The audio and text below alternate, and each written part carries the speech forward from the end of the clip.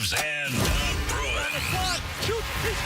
Boston's home for sports is 98.5, the Sports Hub. Please leave immediate rotation. Sports Hub headlines, presented by Celsius Energy Drinks. Red Sox now have the longest winning streak in the franchise in 8 years after entering the All-Star break with a 10th straight victory, 4-1 over Tampa Bay at Fenway Park. Trevor Story's team is the hottest team in the majors. We're feeling like I think that's been a big part of why we've been successful. We're in the moment. We're very present, not worried about what we did yesterday. We got to show up today and win a game. And I think with that mindset, it's hard to live in the past or in the future. So I think that's a big part of our team and our identity. So, yeah, I'm excited to start the second half, but first, take a few days for sure. Brian Bayo pitched into the seventh inning, and Aroldis Chapman struck out the side of the ninth to take care of the pitching, while Ceddanne Rafaela hit yet another homer to lead the offense. The Sox are a game behind the Yankees for the top wild card in the American League and only 3 games out of first place in the division. Chapman, by the way, will come out of the bullpen for the American League in Atlanta tomorrow night. The first 3 rounds of the first-year player draft took place last night, and with the 15th overall selection, the Red Sox took Oklahoma's Sooner right-handed starting pitcher Kyson Witherspoon. Oklahoma prep shortstop Eli Willits went number 1 overall to Washington. The All-Star Game Home Run Derby is tonight. Major League Baseball home run leader Cal Raleigh is the favorite. Celtics are 2-0 in Summer League play after a 94-81 win over the Knicks in Las Vegas late last night. Late roster add Charles Bassey had another double-double with 22 points and 13 rebounds.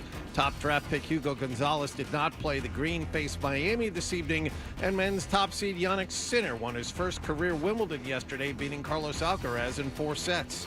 Sports Hub headlines are brought to you by Catches Law. At Catches, they specialize in helping those who have been injured not only from a one-time incident, but from a lifetime of hard work and labor. Does this sound like you? Visit CatchesLaw.com. I'm John Wallach on Boston's Home for Sports, 98.5 The Sports Hub. Your next update at 6:30. Boston's best sports talk. There's an app for that. Download the Sports Hub app for loads of stuff. Absolutely free. Connect with the shows, get podcasts, and more. Get it where you get your apps. Or at 985sportshub.com. Ladies and gentlemen, I need all of you to stop what you're doing and listen. Toucher. When has that been necessary to fact check? And Hardy. I am not known as Mr. Fun. On 98.5. Hey there. Sarge GPT moving up. Let me hear you say, "Boo! Boo! Boo!" Crush me, mommy. Say my name. I'm a robot. I'm the son of the Pope. I'm a goddamn dragon. Yeah, good luck, dude. Nothing like a good tushy. I love you. And I think you know that. Excuse me? Toucher and Hardy. Watch Daddy and Uncle Freddie. Knocking back some fun, having some fun. On 98.5 The Sports Hub. Let's go. Good morning, everybody. Good morning. We are Toucher and Hardy, Town Fair Tire Studios, 617-779-0985. You can watch us on YouTube. Subscribe to Toucher and Hardy on YouTube and get involved in that. I hope everyone had a wonderful weekend. And Hardy, you had some activities outside of the station with people that work here? No, well, it wasn't with them specifically. I had spoken with Scott Zolak toward the end of last week, and he was he needed some help in contacting somebody over at Brookmeadow, where we had the golf tournament, the station golf tournament. We've had it for years now, and didn't have the number for Craig over there. I'm like, oh yeah, I can give you Craig's number. I said, why? He goes, oh, we're playing there Sunday morning at 9 a.m.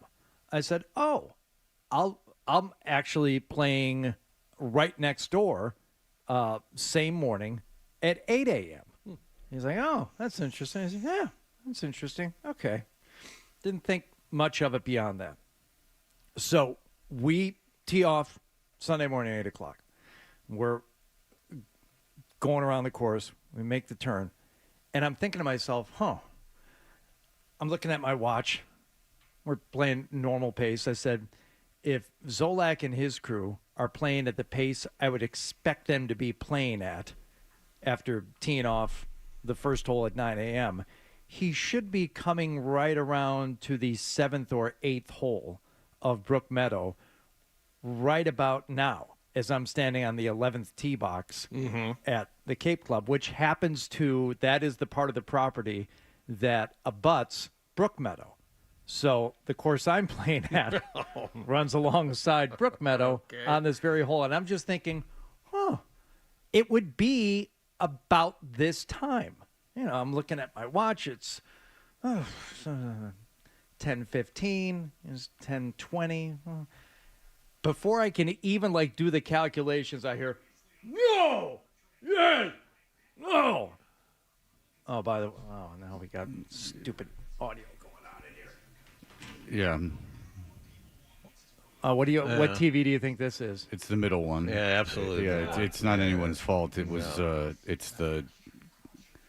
it's NBC Sports Boston. And it just happens to be Scott Zolak up there talking to. Yeah. It's God telling you to stop. Yeah. I find it's like remote roulette. Yeah. Nicholas. There we go. I got it, Nick. Thank you. They're in there at 6 o'clock in the morning for a 10 o'clock show. Before. It's amazing. Yeah. So we're on 11 tee box. I go no. Yeah. Through the woods. So I walk a little closer to the tree line, and I cup my hands around my mouth and scream, "Zolak, shut the F up!" What? And I get a little closer, and I can see him, and I can see Amy, and I see I think I know who he was playing with. I don't want to say for sure. It doesn't matter. But I get to kind of like wave through the woods. It's awkward. We're still far away. Yeah. I'm like, okay, that was neat. We saw each other. And I just go walking down the fairway. 3 minutes later, you hear like a rustling in the, in the branches. I wish there were a trail cam out there. Okay. And emerging from the woods like a Sasquatch. Three guys I'm playing with who know who Zoe is, but they don't know him. Yeah. We all kind of sense a commotion. You know, like there's a 8-point buck that's coming up on you. Like, whoa, what the hell is that? 50 yards away, you're like, hey! And we look over on the tree line, and he has come through the woods from Brook Meadow onto the 11th fairway of our course. Like, are you guys walking? How you doing? We're fine. We're good. Why are you playing? It's good. What are you hitting there? I'm like, does it matter? I'm laying up. My drive is here. I'm going to hit an 8 down to there, and then, it's hot. Yes. It's warm out here, isn't it? How you doing? No, seriously, how are you doing? And my buddies are looking at me like, are we supposed to respond? I said, if you want. You can engage as much or as little as you want. Yeah. It won't change the interaction from his end at all. Yeah, these are questions that he has no interest in the answer. These are just yelling pronouncements. The rhino approaches the safari vehicle on the preserve. You've treated him like an escaped animal from the zoo. The rhino's going to do what the rhino's going to do. Yeah. I wouldn't try and pet it, but it doesn't matter if you run. It doesn't matter if you approach. He will do what he's going to do. And he made his presence known. And then, vroom, vroom, boom, boom, boom, and the trees shake, and then he was gone. Never to be seen or heard from again. Now, does he normally play golf? No. But he has a monogram tour bag. He posted a photo of it online. Or I don't know if he sent it to me or posted it online. But Zoe, the leather stitching. Yeah, he paid for it. No question about it. That was something that he went on and bought. Sure. Yeah. Much like his round, I'm sure. He had to pay for that, too. Oh, that is the one thing he said. So somebody did engage him and said, like, Zoe, how you doing? How you playing? He goes, I don't pay and I don't walk. I know. He'll never show up unless it's free. No one asked him how much his round was or whether he was in a cart or not. That's all he said about playing golf. That I don't pay and I don't walk. So, did he ask, what was he asking for the guy from Brook Meadows' number for? If he already had the tee time, was he asking, did he book the tee time and then call to say, hey, can I get it for free? After it had been booked? Fred. I don't know. Had he booked it yet? I don't know. Okay. Did he just want to say hello and let him know that he was going to be at the course? I mean, Craig comes on the air with them every year, so he knows the guys. So maybe he was just doing the nice thing of saying like, "Hey, I'm actually going to be back at your golf course more than just the once a year that we're scheduled to be there." I don't know. Yeah, it's But- interesting. I'm guessing it's for the free. It could have been. Maybe he needed a tee time adjustment. I don't know. Yeah, and good for you guys being able to. What this was Sunday morning. Sunday morning. Sunday morning, everyone's out playing golf. Yeah. Yeah. It's What were you nice. doing? Sunday morning, I was I was out late Saturday, but the Sunday morning. must be nice. Yeah. Look at you going out Saturday night. Well, I'm not making fun of you for playing golf. I'm just saying that it's nice that I was actually not making fun of you at all. I'm saying it's nice that you get to play golf. How many times you play golf this weekend? Oh, just once. Okay. Yeah, I mean it's a. It's, I played 9 on Friday night. okay, Twice. so you played twice. So yeah, that's the thing is that it's. But my family was gone. I mean, the sitting around the house, me and the dog for hours on Friday. We did all our stuff. We cut the grass, trimmed the hedges. That's not a metaphor for anything else. I literally trimmed the hedges, and even she was sick of me. She's like, "I'm going upstairs." I said, "Okay, I'm going to go play a Twilight 9. I'll see you in a little while." Yeah, because that's the thing about most places where there's golf is that, say there's, it's just for the sake of numbers. Say there's like 500 people that play golf there, that have the ability to play golf there. There's probably like 40 that play all the time, 50 that play all the time. It's like 10% of the people there play all the time and no one else plays. That's kind of the way that these things are. So when you say you're going to play a Twilight 9, I assume you had the 9 holes to yourself or something close to that? Oh, yeah. Yeah. Yeah. That's the kind of thing of like I have, and it's not even a matter of having free time. It's just that when I have free time, like that's absolutely what I'm going to do. Under any circumstances, if time opens up, Correct. I'm going to go to that club. Yes. And you're right, Fred. There are essentially two types of members. There are the members that could just get their mail there because they're there so often, and the ones that you find out, oh, you're a member there? I never see you there. Yeah, for whatever reason, the golf course, because every time I say country club, so whatever, this golf course. Every week they send on Sundays, I don't know why, but I guess it's something people enjoy. They send out, apparently there's a weekend tournament. It's not like a member or anything. It's like a weekend tournament that they have every weekend. I don't know what it is. It can't be like a regular tournament. Maybe people just report their scores or something. I don't really know what's going on. Yeah. Because it says weekend tournament results. And I know there's not a tournament every weekend because that'd be horrible. I mean, you couldn't do that on Saturday and Sundays during the summer. Tell members to go screw, we're having tournaments. So but they send them out, and if I open it, I don't necessarily know who the people are, but it's the same names like every time. Like it's the same 5 guys. And if you go to the pool there, like there's people that go to the pool, and and those are the people that I might know. And then there's the guys that you see playing golf, and it's the same guys every time. Right.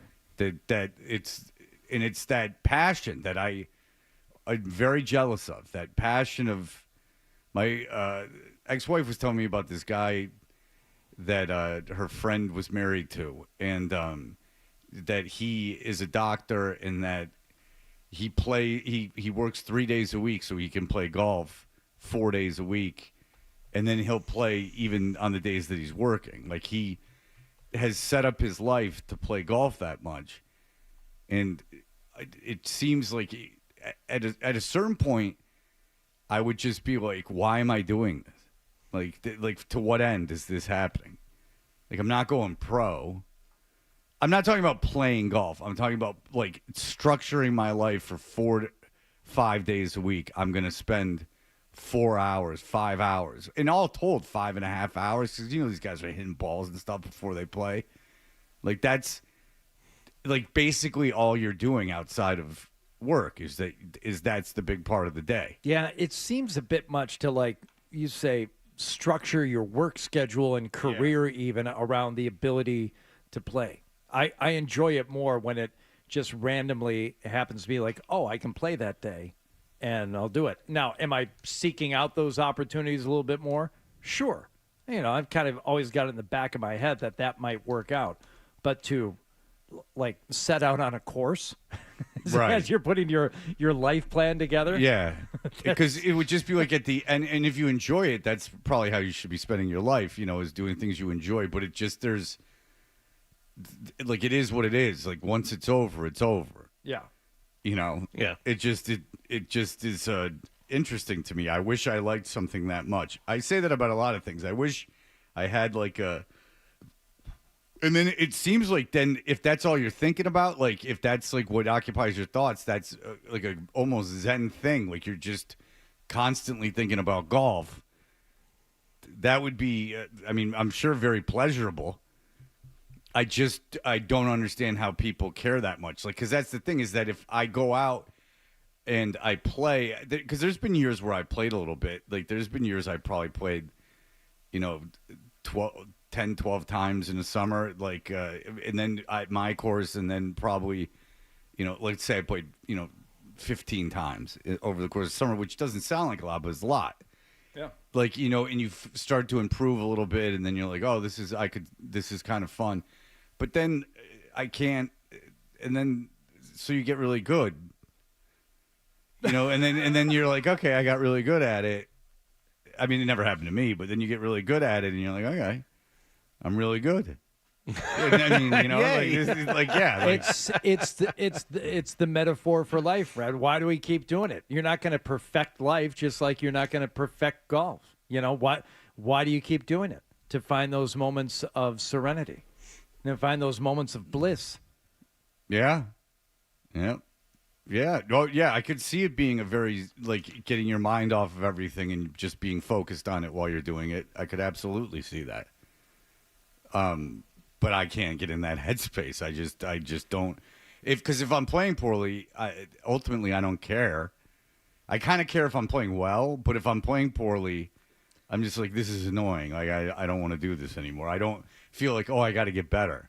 I feel like I just want this over with. You know what I'm saying? Yes. Like, I don't. Yes, like, I oh, do. But again, it's the metaphor for life. Not to get too dark about it, but it's like things aren't going well for you in life. Oh, God, I would just wish this were over. But you forge on anyway. You keep going and keep going. Things can get better. There can be something that will happen that will make you want to either come out and play the next time or just get up the next morning and try it again. Right, but in feel life, me? in life, it's more of like I can help people. I can do things. I can turn my life around and be of service to myself and the world. You can repair ball marks. Right. You can be of service to your fellow golfers. And with golf, it's just kind of like, yeah, you've overcome it, and now you're playing well again, and then it is what it is at the end. It's just you get up and you just get over. I mean, yeah.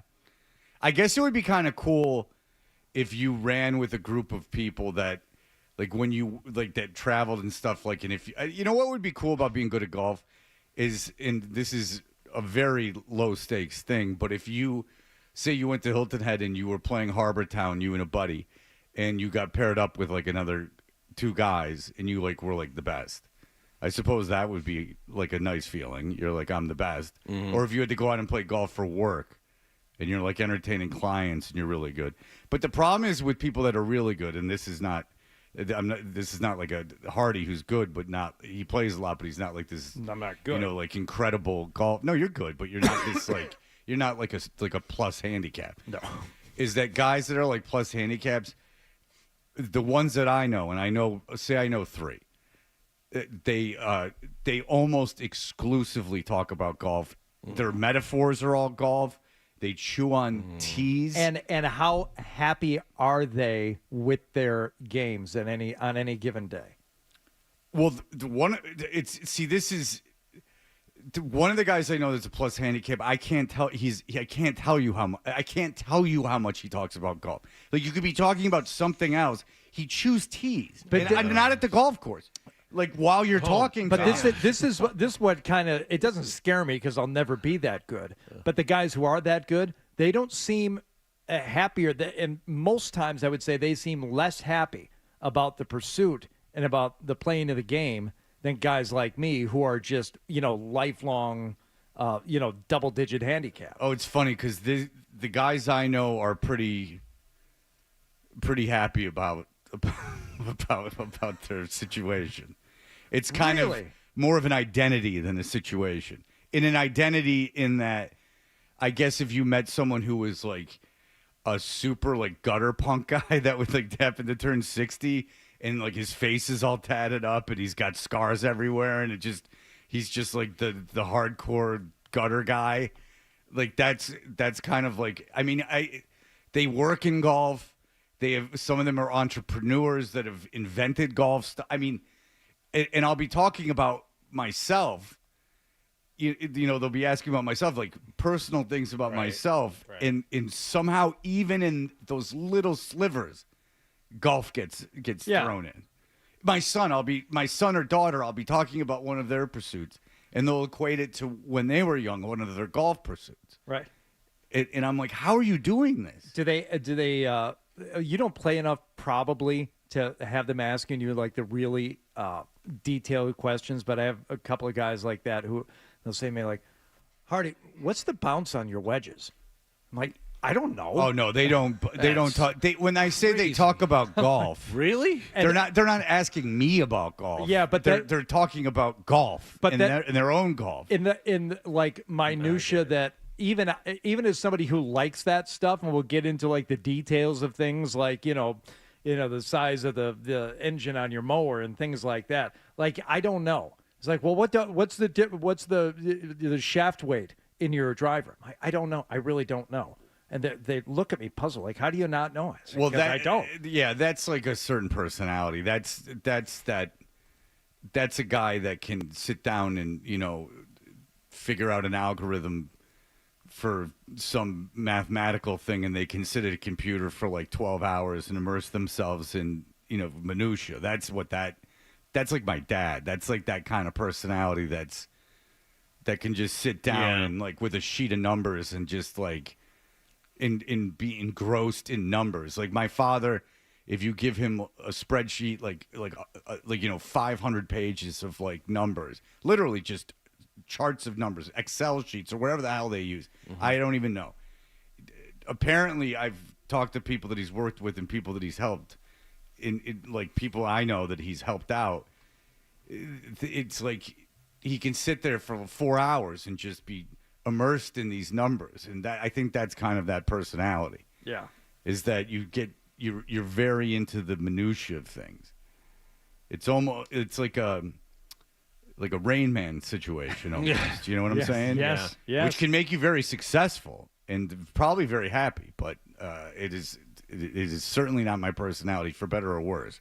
I just end up not caring. I just at a certain point I don't care. I'm too obsessed with my own thoughts. I'm battling too many other things in my mind to sit down and try to figure out the weight of things and the spin of things. Hey, all of a sudden, that bogey really doesn't seem too large. Yeah, I just like my own. You got other things that I've been fighting for a while. I'm fighting everything in my brain the whole time. I can't think that deeply about it. Too bad. I can think deeply. I can't think about like weights and measures. That's a good way to go through it. Oh, I hooked my tee shot into the woods. All right. Fine. Yeah. Give me another ball. And these are not. This is not a positive thing about my personality, by the way. This is not a great thing. No, but for this game, you're uniquely suited for it. Well, I mean, I'm obviously not that much. All right.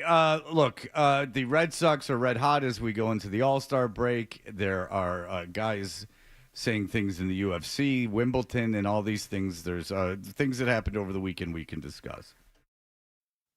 More.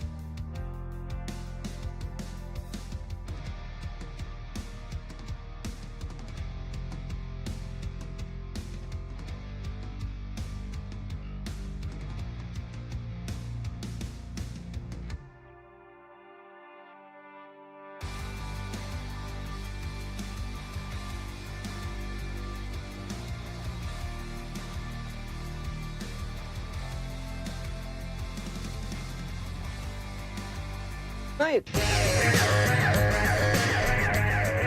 Hey, we're Toucher and Hardy. What happened last night is brought to you by Leonard Hair Transplant Associates, where your hair doesn't have to be a game of what happened. So change your lettuce and change your life with Dr. Matthew Lopresti at 1-800-GET-HAIR. All right, Hardy, what's going down? Well, I always feel like compelled to recap what's been going on with the Red Sox whenever we kind of reset, especially on a Monday. So if you go back to say July 1st, and today is the 14th, okay? They ended up winning their series with Cincinnati. They did suffer a loss on July 2nd. But after that, it's been nothing but win. Sweeping the Nationals, sweeping the Rockies, and then we said, okay. Before we get too excited about this, they traded away Rafael Devers for nothing. And it's very nice that you're scoring a bunch of runs against these bum teams in the Nationals and the Rockies. But what's it going to be like when you go up against the Rays? So they begin a 4-game set, and we sat here and talked about the first game on Friday morning after they got the 4-3 win. Friday night, they would add to that with a 5-4 win. Then, on Saturday, 1-0. All of a sudden, Garrett Crochet, complete game shutout. They've taken 3 of 4 from the Rays. Garrett Crochet up there kicking and dealing. Jesus. And they're not scoring a ton of runs, but they don't have to with the starting pitching the way they are right now. And they do seem to be scoring runs when they need to. So, would they be able to sweep a real team as they get ready to play Game 4 last night? Let's find out. Trevor Story. Swinging a drive. Shot to the wall. Off the 10. The run is in. He hits another one right on the screws. And the Red Sox lead it. Red Sox would take the lead and then add to it thanks to the man who is one of the reasons, in addition to the pitching, maybe the primary reason in addition to the pitching, why people are believing in this team. Pepio with a 3-2. Swinging a high fly ball into left field, driving back Mangum. He's turning around. That is up there. That is gone. It's gone. It's a home run. He hit another one out. The Red Sox lead it 4-1. Cedar Rafaela, 352 feet to left center. Fred, have you seen this home run? Yes. Okay, so you know it hit the ledge and bounced into the monster seats. Want to take a guess how many ballparks in the majors that ball would have been out of? Oh, that's the only There's part. one other. Okay. There's one other. Houston with the short left field boxes there. yeah. That's the only other ballpark in the majors that hit would have been out of. So That would have been a fly ball to left. Yeah, but Any other ballpark. you got to lift it. I mean, you really got to lift it to get it over that wall. That's how you know it's going well for you. When a ball like that leaves the yard. Yeah. Yeah. It's like a lazy fly ball. 2-run home run to give you the cushion you need. Yep. Yeah, I wonder how many times, like in Colorado, people just go like, because I don't watch a lot of Rockies games. I just wonder how much if they like throw the bat down and then they look up and they're like, oh, that went out. Like right field at Yankee Stadium. Same thing. Yeah. Yeah. Well, right field, if you pull it enough at Fenway. Yep. You get it Get it down around the that line. pole. Yeah. I mean, there's a chance. You give me steroids, I could whip one around there. Brian Vale was the starter yesterday. He went 6 1/3. Aroldis Chapman, who is on his way to the All-Star game, came in to close things out. Chapman, 2-2 to Walls. Swing and a miss. This magical run hits 10 in a row. The Red Sox sweep Tampa Bay 4-1 to final. How about this into the break? The Red Sox, the hottest team of the game. Oh, I love that dirty water. It's magical. They are. I really don't like this. I really like. I asked someone yesterday. I'm like, the Red Sox win today. I was out doing something, and they're like, yeah, and I'm like, ugh. Magical run. They are at a point now where Their magical run in July. And look, right. it's great that they've won 10 games. Look, if they make the play, look, the Tigers traded at the deadline last year. They got rid of Flaherty. They did these things. There was rumors they were going to get rid of Skubal. And you know what? They got real hot at the end. They made the playoffs, and they won a round, and it was great, and it set up this year. And this year they've been the best team, arguably in they're the best team in baseball. I mean, Dodgers fallen off a little bit, so you get that going, no question about it. I'm not hating on the Red Sox. If you're a Red Sox fan, it's great. They won 10 wins in a row. They've recaptured your attention. That's fantastic. Magical run. The Brewers have won 7 in a row. They're on a magical run. I mean. I think Dave O'Brien knows deep down that this team isn't very good, and the fact that they've won 10 in a row is amazing beyond belief. Yeah, but considering all the things that have gone on, like you think of magical runs, it's like the '69 Mets, like you think 7 Red Sox. Yeah, yes. I was going to say it has the makings of a low-rent, impossible dream season. Yeah. Where people are going to, no matter how it ends, people are going to look back fondly and say, like, they traded away Devers and they got better. Yeah. I mean, It was impossible. There's teams I follow that have won 8 in a row, Right. And lo and behold, they lose 3 or 4 against the Braves. So I see these things happen. Look, again, I wish nothing but the best for the Red Sox. I have no ill feelings. It's not like the Patriots, who I despise. This is not a team that I like going to the games. Fantastic. A magical run, okay, very good. They have advanced to the point where there's always an inning where they look terrible and they make tons of mistakes. They've advanced to the point now where they're winning despite that. I mean, if you saw some of these Tampa Bay games, remember what we were talking about before we left for the weekend, a ground ball to third base with the bases loaded. The third baseman doesn't tag the bag, doesn't tag the runner. A run scores, and they get 2 runs, but it doesn't hurt them. There was an inning where the catcher missed 2 pitches with the bases loaded and back-to-back hitters, and 2 runs scored. There was an inning where the Red Sox made 2 errors in the same inning, and it didn't hurt them. I saw Ceddanne Rafaela tag up from first base on a fly ball to straightaway center field. Ball wasn't particularly deep, but he tagged up and went to second. The throw beat him there by about 10 yards, but the throw eluded the second baseman, and Rafaela was safe. I mean, they're still making bad decisions. They're still making really bad plays, but it doesn't matter. They're on one of those runs, and that's what's going on. And the big thing is their starting pitching. I mean, the Bayo got right. Yeah. They have, 3 very effective starters right now and a dominant closer. That's the big thing.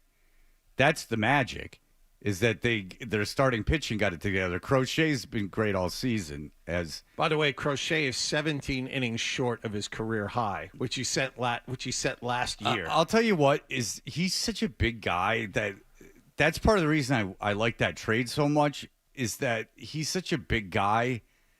I'm not one of these people who thinks it's inevitable that he breaks down. I know that he got a little bit worse last year in the second half of the season, but I'm not of the mind that will necessarily happen again. I think if you blow through your career high by 60 or 70 innings. Yeah. Oh, yeah. Which, by the way, that's what Houck did last year, and you see the result of that. It's just if a guy was going to be able to do it, it would, to me, just on physical makeup, like Crochet would be the guy that would be able to do it. He's just such a big guy. Houck is 6'5", 230, and this happened to him. Yeah.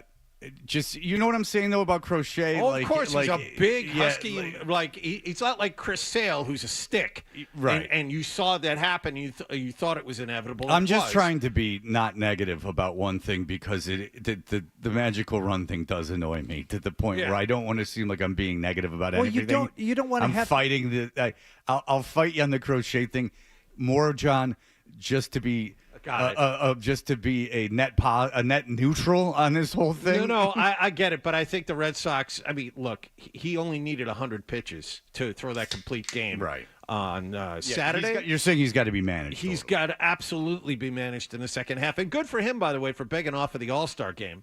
That was his decision. He's like, you know what, I need the rest, which he does.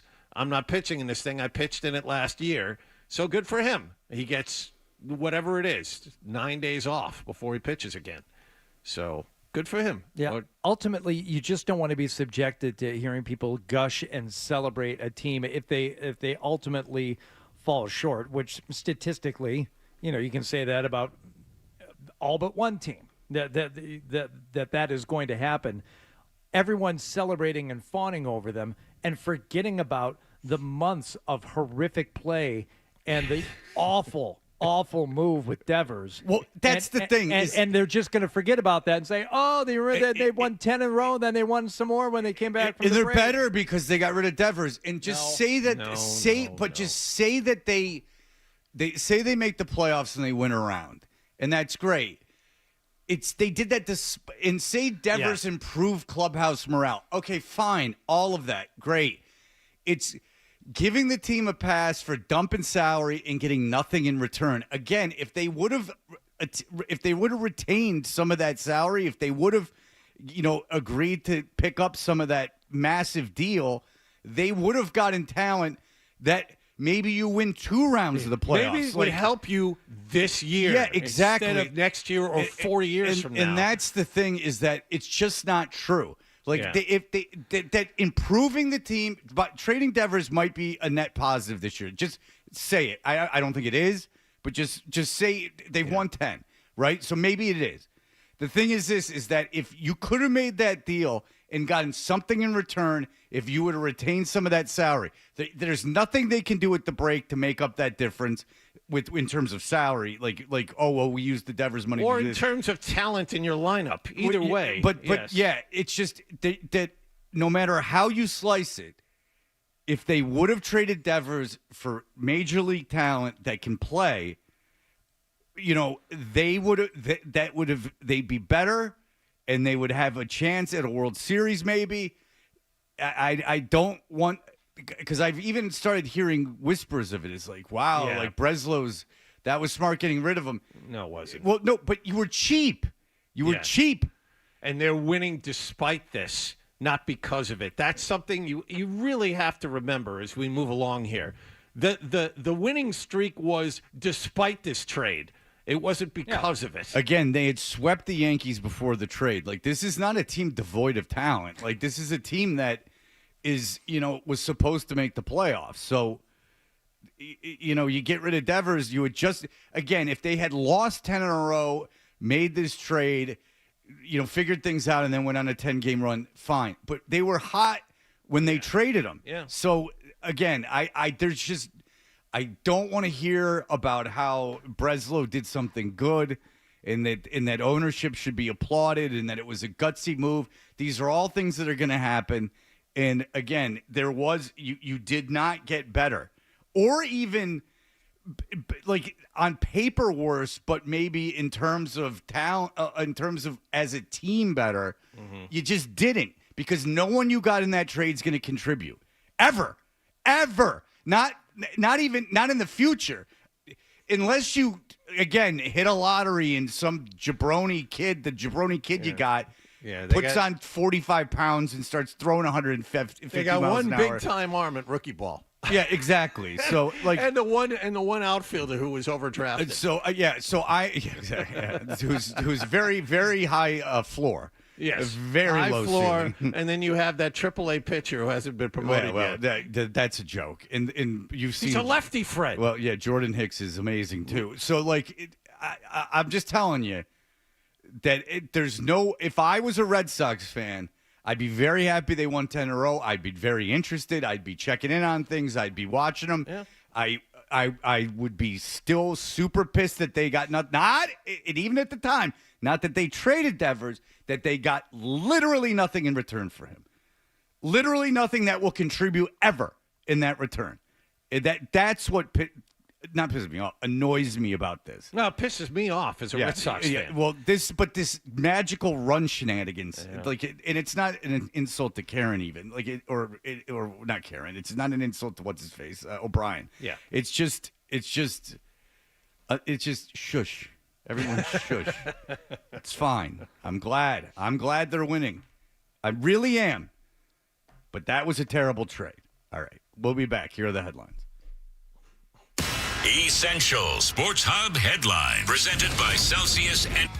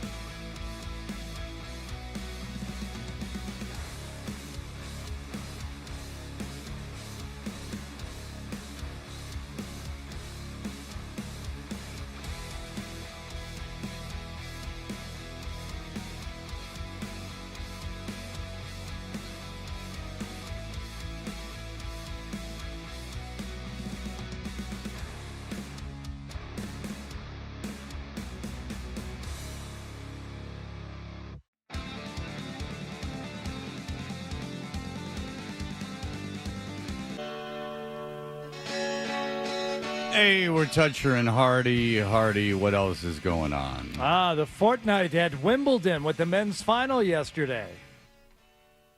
Ryan? A second championship point for Yannick Sinner from the far end. Takes aim and fires down the middle. He's done it! Yannick Sinner is the winner of Wimbledon, the first Italian ever to win a Wimbledon singles title. He can't believe it. Yannick Sinner is Italian? I know. You take a look at him. Sounds like a damn Swede. He seriously looks like he's from the Netherlands, that guy. Yeah. Did you see when the guy someone popped champagne cork and it landed on the court and Alcaraz just lost his mind? He did not he didn't lose his mind, but he did not like it. Someone they were popping champagne out there in the crowd at Wimbledon, and it sounded like kind of the ball going off the racket, and he did not like that, and they had to make an announcement not to open up champagne. Oh, I thought you meant after the victory. It was no. During It was during the actual match. Oh. These are the kinds of things the excitement of Wimbledon. Yeah. Thrilling radio broadcast of tennis. Yeah, I know. It's. I used to work for a station that did that every year. They had the BBC. That was the BBC broadcast. And there was the odd Sunday when I was a kid that I got stuck in there engineering that thing. You would fall asleep 10 times out of 10. I don't know how you do that or why you would do that. Well, then you know that what I always follow up with is that I worked at a radio station that aired NASCAR qualifying. We did the Daytona 500 one year. Yeah. I remember that. Yeah. They had reporters at each turn. I believe it was on Fridays. If it wasn't on Fridays, it was on Saturdays. But I think it might have been on Friday. Maybe it was whatever day it was. It doesn't matter. We had whatever the racing network was beamed in, because it was a kid that was it was an AM station in Cumming, Georgia. The kid got the Bulldogs, which was so funny because we were 30 miles from Atlanta. Mm-hmm. In Atlanta, the Bulldogs were on an AM 3-letter station in Atlanta, like that could broadcast from 5 states. I don't know. And the kid picked up the Bulldogs, and he obviously got something in the mail. Or got an email at the very beginning of email, and decided that, we didn't even run the races, that we're going to run NASCAR qualifying. MRN, Motor Racing Network. It was MRN Network. And oh boy, you want to talk about boring. That's not even a race. That's like a guy at a time going around the track. Yeah.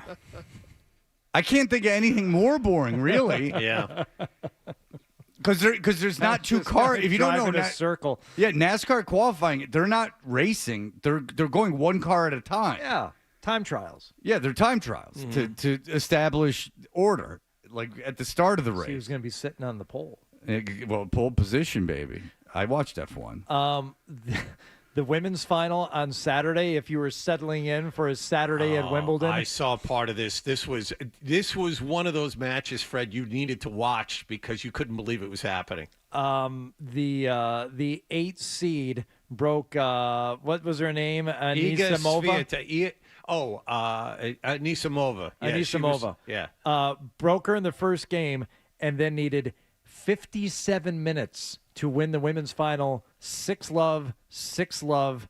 That is the second time in the Open era. Steffi Graf won 6-0, 6-0 back in 1988, and it's only happened in the Wimbledon title match once before in 1911. Okay, so this you don't get if you make it to the Wimbledon final, you're going to win at least a few games. Nope, not on Saturday. This woman, Anisimova, was in the Grand Slam final, and she's playing this other woman, Iga Swiatek, who's seated higher, but she had 1 game point on her own serve, didn't have a break point at all. She got blown off the court, and you saw it late in the second set. I felt bad for her. She was legit crying out there. Yeah. At the end, the last few games, it was like she was 13 or 12 again and playing a far too good an opponent.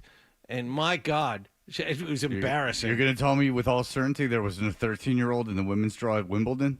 I mean, you could tell me with all certainty. Yeah, I I can't. The consequences if you're wrong are a bullet to the head. That there wasn't a 13-year-old in Wimbledon. I can't. I would not take that. It was awful. It was awful to watch. It was terrible.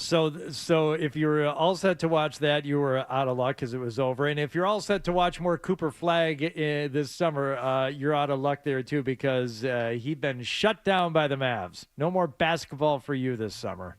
Feels different. I think it's a new environment, a new setting. They want to see me be aggressive and do that type of stuff. So I was trying my best to just be aggressive and assert myself early, get to the line. And I think I did that a lot better today. Just getting to the line, getting fouled, and that helped me to get comfortable and get settled. Yeah, you got to do it early because you're not going to be playing any more basketball. He this scored summer. like 31 points in that second game he played. Yeah, and it's like, that's enough. Yeah, he played against Dylan Harper. Yeah, and they were like, yeah, we've seen enough. I wouldn't have him play in the spring. I wouldn't have him play in the summer league risking either. that. Okay, you showed what you needed to show. We're good. That's fine. Get your feet wet. Yeah. Now go about your business. Yep. Absolutely. All right. We will be back. Bert Breer, who was, unless he's left something on the ferry. Is he here? No. Oh, all right. So there's no guarantee yet. No, absolutely not. Okay. There's no guarantee. But Bert couldn't come in on Friday. We found out he was supposed to come in at 7. We found out around 6 in the morning that he was on the Nantucket Ferry, which is the Nantucket still is just that people insist on going there is a character flaw. Because you're not going there because it's so lovely. You're going there because of the people that inhabit it. That's why you're going. If it didn't have that kind of clientele on the island, that's why you're going. You're not going because it's any different than anywhere else. You're going because rich people have decided to go there. It's like the Hamptons. Like people that, if you live in New York City, I can see going to the Hamptons, drive to the Hamptons. It's people that go in from Los Angeles. You're not going to the Hamptons because you can't find that kind of beach anywhere else. You're going because there's a bunch of other rich people there. All right, we'll be back in just a moment. You're listening to Toucher and Hardy on the Sports Hub.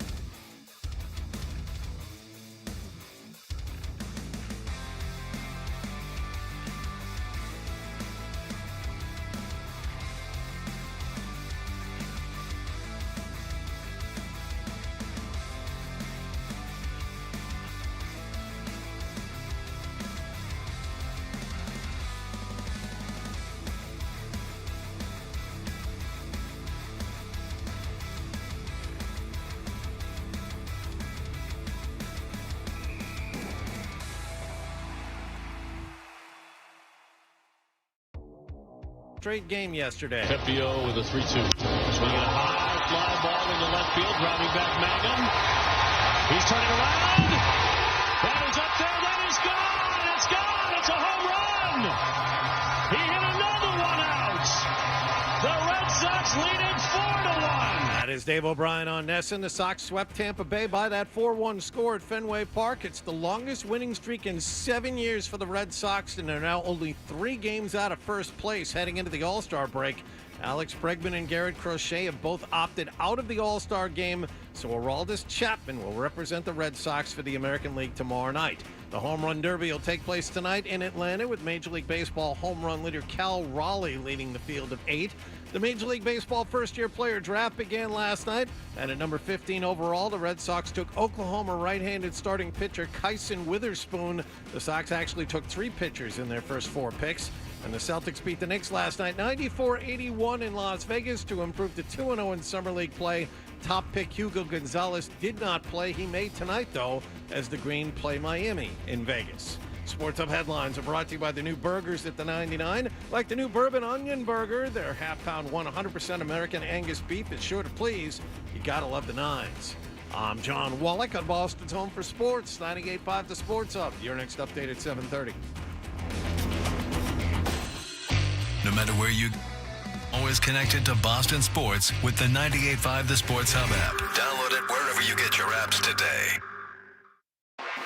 Half toucher, Dressed like a gorilla. half Hardy, A big, beautiful ball of flame. and a whole lot of Boston sports. And I have had many offers to become an insider. I finally made it. Yeah. And, well, we, on Friday, were expecting him for the 7 o'clock hour, and then at 6 o'clock, we got a text that he was on the Nantucket Ferry. I'm going to fall on the sword on this one, Fred. This is my fault. Yeah, it's not even. move. That's fine. You didn't come in. We survived. It's fine. What I don't understand is, we talked about what it resulted in was a conversation about Nantucket in general. Okay, so there's the Cape, which you can drive to. Mm-hmm. Yep. There's Newport, which you can drive to. There's Martha's Vineyard, which is bigger and Only a 45-minute ferry ride, too. right. And Where you can see Martha's Vineyard from like, yeah, see, you like, can like, see you don't have to Falmouth. squint. It's Yeah, like very Falmouth, yeah, it's right there. Yeah, Yeah. I mean, people take boats from Falmouth, obviously, to the vineyard. And then there's Nantucket, which requires an airplane flight or a long-ass ferry ride, which seems almost impossible to get on. So my point, I contend that it's the most pretentious thing about New England that people insist on going to Nantucket, and this is why. Geographically, topography, like all those things, I know geographically it's further away, but in terms of like once you're on it, there's no difference. You if I blindfolded you and dropped you at one of those places, like a beach, you would be like, okay, like you wouldn't know where the hell you were if you were just looking out at the water and like at the sand. The reason, that leaves the only reason people go through that exercise of going to Nantucket is because they want to tell people they go to Nantucket. No, they want that culture of like waspy, pretentious wealth. To tell people they go to Nantucket, yeah. Or just to like pretend that you're part of it or something No. like that. Like no. You're gonna say no, and then you're gonna give a reason. But ultimately the reason is that it is the culture of it that you're like somehow buying into a lifestyle, and that's what it is. And now what you're gonna say is no, we like this town and da da da da. No. It's the pretentiousness of it. That is exactly why people go. I refuse to believe anything else. I grew up going, like, my parents would bring me to Martha's Vineyard when I was a kid. Mine and I too, went yeah. I mean, we had friends that lived in Edgartown. And so, I'll be honest, like I had a lot of friends. I didn't go when I was in my 20s, but I had friends who had a great time when they went you're a worker and you go there and when they were in their 20s. They had a great and you time go going there. and you work in the service industry or something, Yeah. and then you party at night. Yeah, And so I started going. God, I think it was right before we had kids with Emily, and then it like we found a routine going over there where That doesn't work. You miss but it felt like, here's the thing. It felt like to me, like when we first started going there, it felt like we were going far away without having to get in on a plane. And I know that sounds weird because, like you said, it is kind of a pain in the ass to get there. Or you take a plane. But the reality is, like, when my kids were like 1 or 2 or 3 years old, there is nothing I want to do less as somebody who travels a lot for work than get on a plane with them. Sure. I did not. So you could go to Newport or the Cape or Martha's Vineyard. But my whole thing or Maine or New Hampshire or Vermont. We packed the car up. And when we unpack the car, we're on vacation. I'm not going through airport security. Again, Bert, I'm not like an Armada going through the airport. I hate flying. Okay, I hated flying with little kids. What you're saying though is incredibly inconsequential. This conversation. It's not though. It is, Bert, because it's Bert, because stop this willful ignorance. God, you hate Nantucket. No, it's pissing me off because you're being willfully ignorant, and Hardy's laughing because what you're saying is asinine. What you just described is every other place I described. You pack a car and you drive there. Jesus Christ, Bert, I just said it. I mean, can you be any more willfully ignorant? I just described how it's a pain in the ass to get there, and you said, oh, well, we don't want to go somewhere you have to fly. Pain in the ass to get there. Yeah, you don't have to fly, just like everywhere else I just mentioned. My Lord, what planet are you on? I don't even think you can fly to Martha's Vineyard. Can you? Certainly not from Logan. I think technically from you can. Logan. I don't know. Get out of here. I don't. I'm not positive a commercial airliner. Not a commercial airliner. That's true. No, Cape Air flies to the Vineyard from Logan. Maybe, whatever. I'm getting bogged down in minutia. I've never been on Cape Air. I don't know. I've been on Cape Air to Nantucket. The notion that you're trying to find a vacation spot that is without hassle to get to and from, and therefore you choose Nantucket, that's silly. But for us, first of all, where we live, it's a 40-minute drive to Hyannis. Which is the Cape. And then you're on, and then you could just be in the Cape and be done. He's got a point. You could drive to the Cape and I don't know, stay there. Do you want me to sound like? Do I have to sit here and sound like a jerk and say the beaches are better, the restaurants are better, the bars are better? The restaurants and bars are better because you like that pretentiousness of pretending now you that back you're part me of into the a corner lifestyle. where I have to say that stuff, but I just believe that that's true. Right? No, yes. Which goes along with it is that you enjoy the idea of your buying into this Nantucket kind of like waspy elite. That is what you're doing, which is odd because it's not like Martha's Vineyard is devoid of. But like Obama's got a place there, Right. Larry David lives there. Yeah. It's not like so. Even if you wanted, here's the other part of it though. The other part of it is that I think I just like my kids having that consistency of because now they actually have friends there. Right, but you could have done that anyway. And my kids are now getting to the age, and you guys are already past this point, but you're getting to the age where it's less fun to go away with your parents on vacation, right? And you guys have all been through this where it's like, I'd rather just stay home and hang out with my friends than go anywhere with you. Your mom and dad, right? Actually, and this is I have not been through that, but again, you could have established that anywhere, right? So we have established it on Nantucket, right? Because of the reasons that we addressed. So now, I'm expecting that to come. I'm expecting that to come where they're not going to want to. They're going to want to stay because that was me as a kid.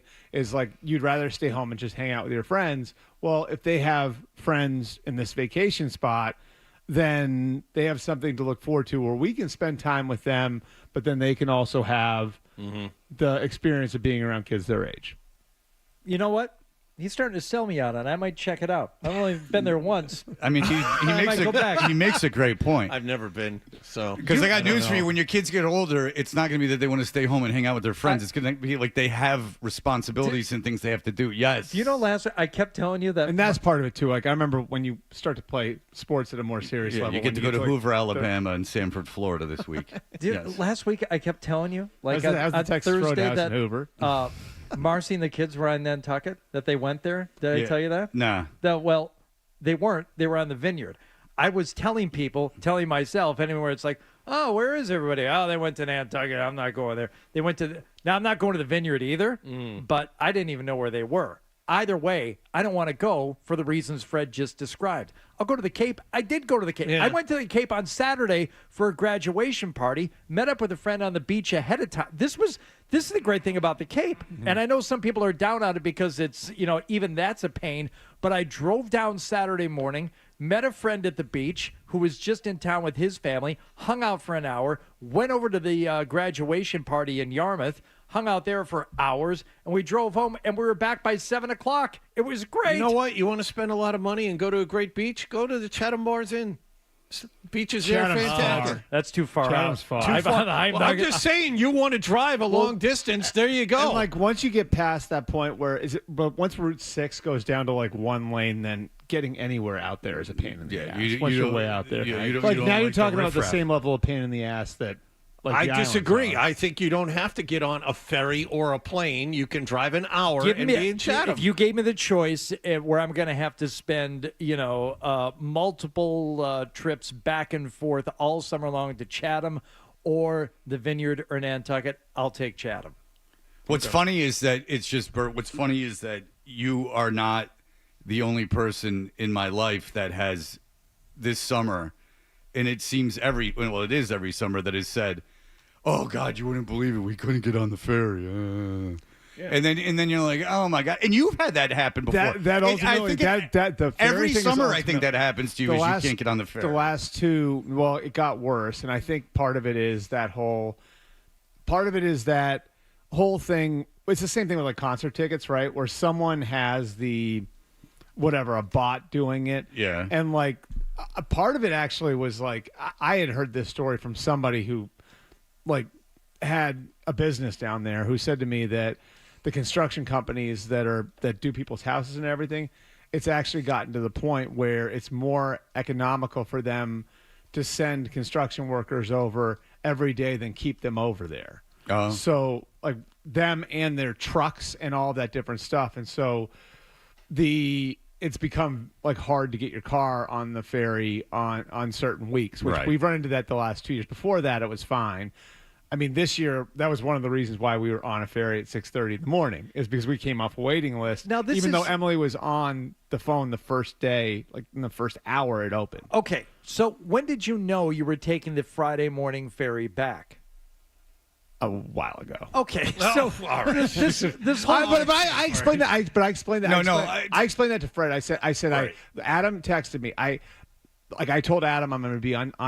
Adam did everything right. I told Adam I'm going to be on vacation for 2 weeks, and it was going to be the week of the 4th and the week after. That's when I'm on vacation. And we didn't really talk about that Friday. Then he texted me Thursday morning, and I hope a decent percentage of the listeners out there have been there. I'm on it's our last day of vacation. I'm scrambling around doing a million different things. I had written out a text to Adam to respond to him when he texted me on Thursday, and I freaking forgot to hit send on Yeah. it. And then Friday morning I woke up and I realized I did You it. not coming in on Friday is not it's not even you that is now that at the time or now is annoying. It's Nantucket in general is so annoying. It's that Nantucket caused it. Okay, because say like that you had two options, and I think Old Orchard Beach is whatever. It's fine. But I like Maine. But Old Orchard Beach is what it is. Like it's like kind of like a corny, like boardwalky situation. So if your options were Old Orchard Beach or Nantucket, I can absolutely understand going to Nantucket. But I mean, there's the Kennedys are in Hyannis. I mean, just there's so many. If you're looking for it, it's that specific Nantucket thing. It's not even wanting to go somewhere that is nice. That's of course understandable.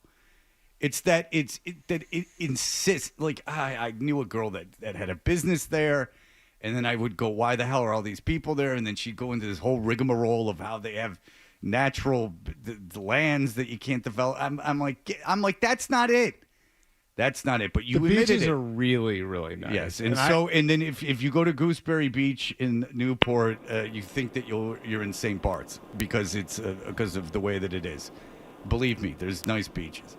All right, and there's no one on it, and it's a public beach, and you can do whatever you want on it. Believe me, Jared, go ahead.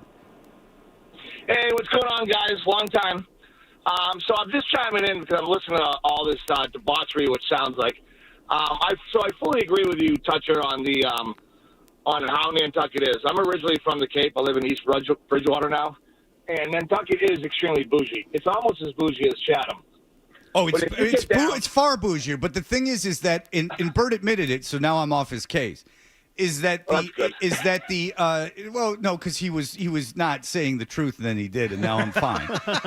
Is that it's that bouginess, which is why people go, but if you just said it, not Bert. Bert's fine in my book now, but if people would just go, I'm going there because it's incredibly bourgeois, and I want to pretend that I'm in that life. Then I would be like, okay, I mean, I think it's a flaw of character, but fine. But the insistence, and now Bert is off of it, so he's clear. The insistence of, oh well, you don't understand it. Get the F out of here with that nonsense. That was close. That was close. Because I do this all the time with people. And you know what? It's strange. You just happen to be in finance. And we want to go out there I mean, look, Belushi and poets and rock stars used to go to Martha's Vineyard. But the difference to me is that's kind of cool. The Nantucket is decidedly, unbelievably, in my opinion, uncool. As somebody who grew up here too, I would say that it hasn't been that way forever. Like before, I have heard that before you guys moved here. That's true. Like in the '90s, Bert's right about that. In the '90s, like when I was in high school, Martha's no one went out there. Everyone went to Martha's. No one I've went heard to including my Kentucky. family. It was way too hard to get to. I mean, I think the fast ferry came into existence maybe after that. Afterwards, yes. Right, like the fast ferry is what changed it. But Nantucket, was I mean, it might as well have been in South Carolina when I was in high school. No one went there. Yeah, and I've heard that as well. Right. But that's even so. Yeah, you were going there before it became the way it is now. But it would be like going. It's like the Hamptons in Nantucket. It's because they're hard to get to. It's why like Montauk went from being a fishing village to actually being even fancier than the Hamptons. Yeah, because it's hard to get to. And Montauk. The only reason that it became what now we're both exposing ourselves here, but the only reason Montauk became that way is because people couldn't buy into the Hamptons anymore. People thought the Hamptons had become a little bit. Well, that's what I'm saying. Yeah, there's too much. Right. And that's when you see. I mean, it's actually hilarious if you are driving on the Long Island Expressway, which I have experience with now because my kid plays lacrosse. But if you're driving on the Long Island Expressway towards New York City on a Sunday night in the summer, you will legitimately see helicopters. Flying over it because and I think that it's people coming from Montauk or from Southampton, and so much of it, I think this is what it became with Nantucket too, is it's harder to get to. So whatever is harder to get to has become fancier. And Nantucket was just in the 90s was harder to get to, so no one went there. And now because it's harder to get to, it's become fancier. And you know what the thing is about the Hamptons, and it's probably the same way with Nantucket, is that I just know the original cast of Saturday Night Live, they didn't have any money, and they used to be able to go out and Chevy Chase could spend the summer in the Hamptons, and then so quote unquote cool people. Yeah, my parents went to the Hamptons in the 70s. Well, my parents been on Fire Island, so don't even ask. Hello. They had to switch lifestyles completely to no cars there, right? Isn't that right? I have never been there. I think that's right. I've never been there because I'm straight as an arrow. No, but they did meet on Fire Island. But you used to be able to, and then people started going, oh, he's there, and then they went blah blah blah blah blah, and then there you go. It's just. I like that you did announce that the real reason that you go. Because you got off that it's a nicer island. I also find it interesting that Bert could not send that text to Adam 12 because he's so conditioned now to have an editor go over all of his copy before he posts. They still won't allow him posting privileges. You've never done that though, where you get almost through a text and then you forget to send it, and and there's like a paragraph. You go back to the person in their text, Bert, and it's like, you're fine now. You stopped being evasive. You stopped sparring. I was never with Chris. evasive. You were horribly evasive and almost dare I say being engaging in prevarications. Is that a word? I don't know, but if it is, I'm very impressed because I Is haven't. that you saying he's lying? Is that what you were saying? It's from the Natural. Yeah. Robert Prosky. Pure canard. That's right. What? A lie. Yeah, exactly. So stupid. I don't have anything else in my head. I know. All right, very good. Oh man. There you have it. We will be back in just a moment. Now that is all settled, and we will be back in just a moment.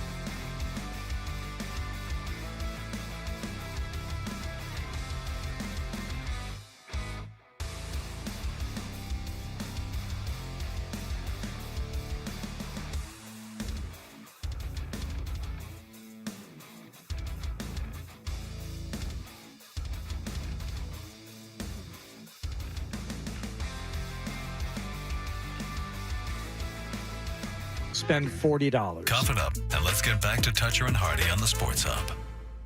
So my next topic is, what would a new executive director mean for the NFL? It could be very bad for the NFL. It could be very good for the NFL. It depends on who the executive director is. But my guess is if they move on from Lloyd Howell, the replacement is going to be more along the lines of a D. Smith, somebody who's more inclined to fight. Hey, we're Toucher and Hardy. Burt Breer from the MMQB and the Amazon thing. Not so long from now, we'll be starting up again as the NFL gets going here. All right, so just for all of us, can you kind of explain the controversy that's going on in the NFL right now?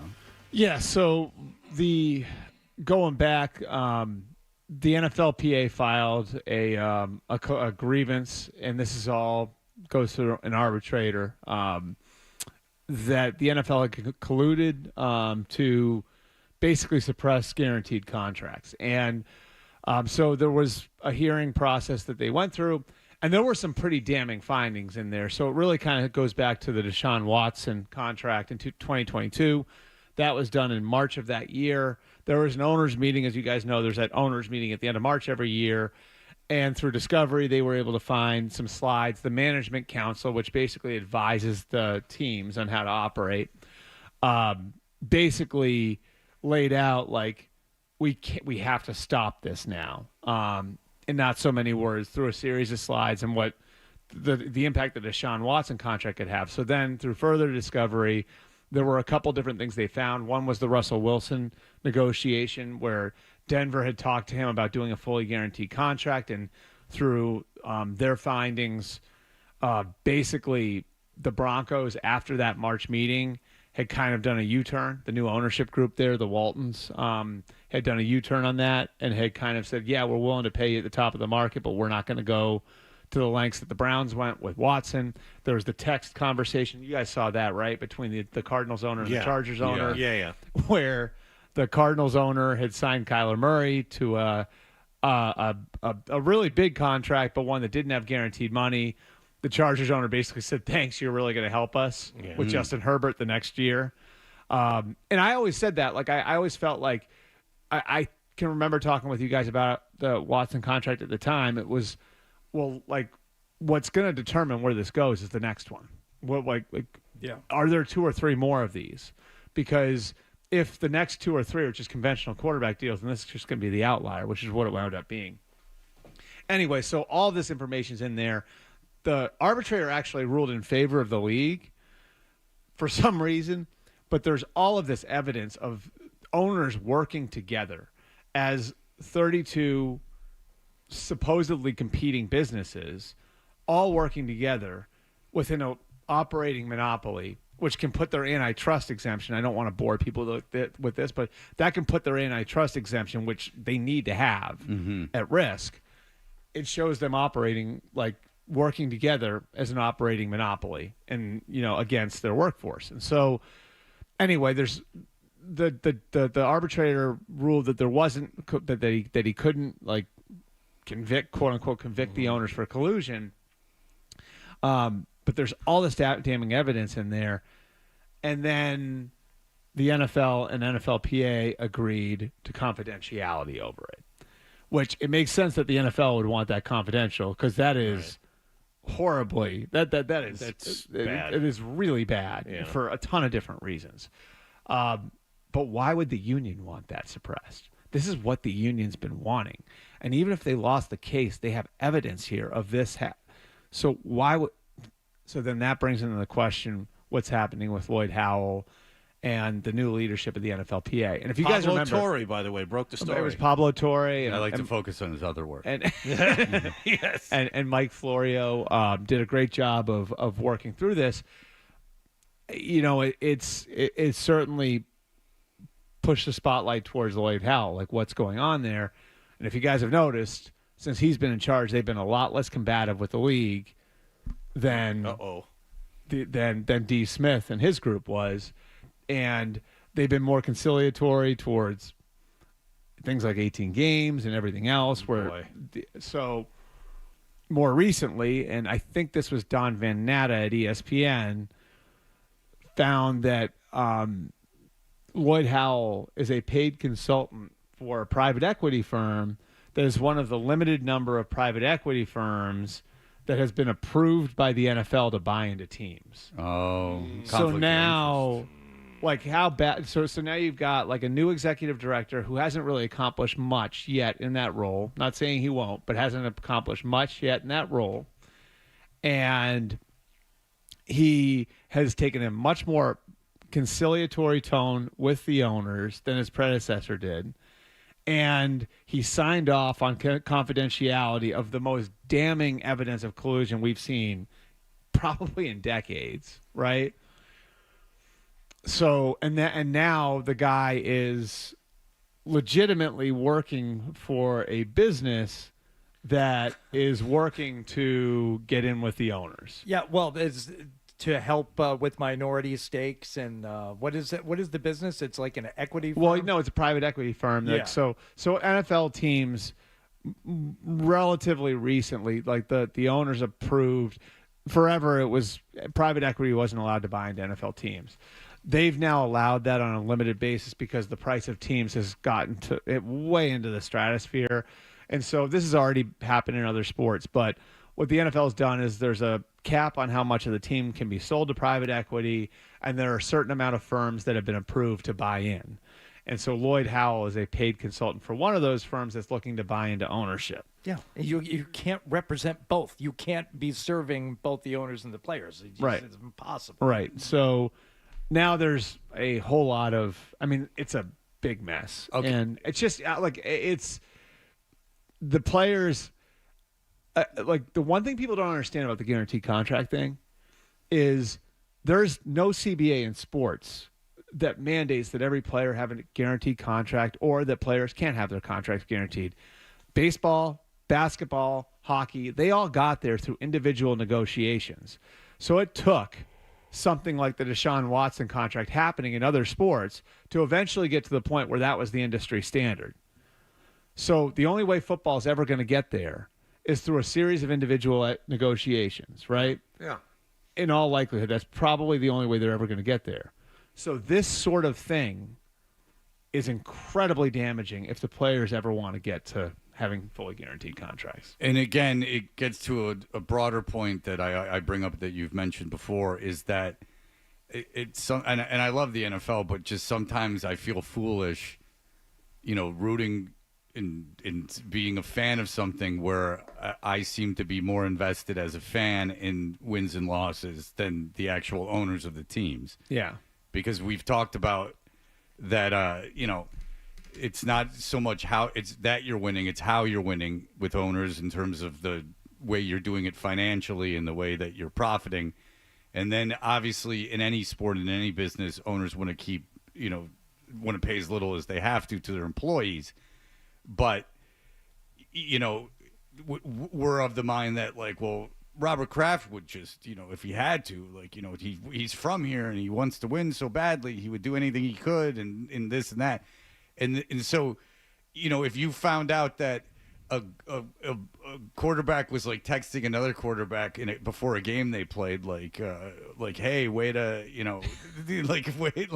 I hope you beat us by 7, you would be like, wow, they really don't care.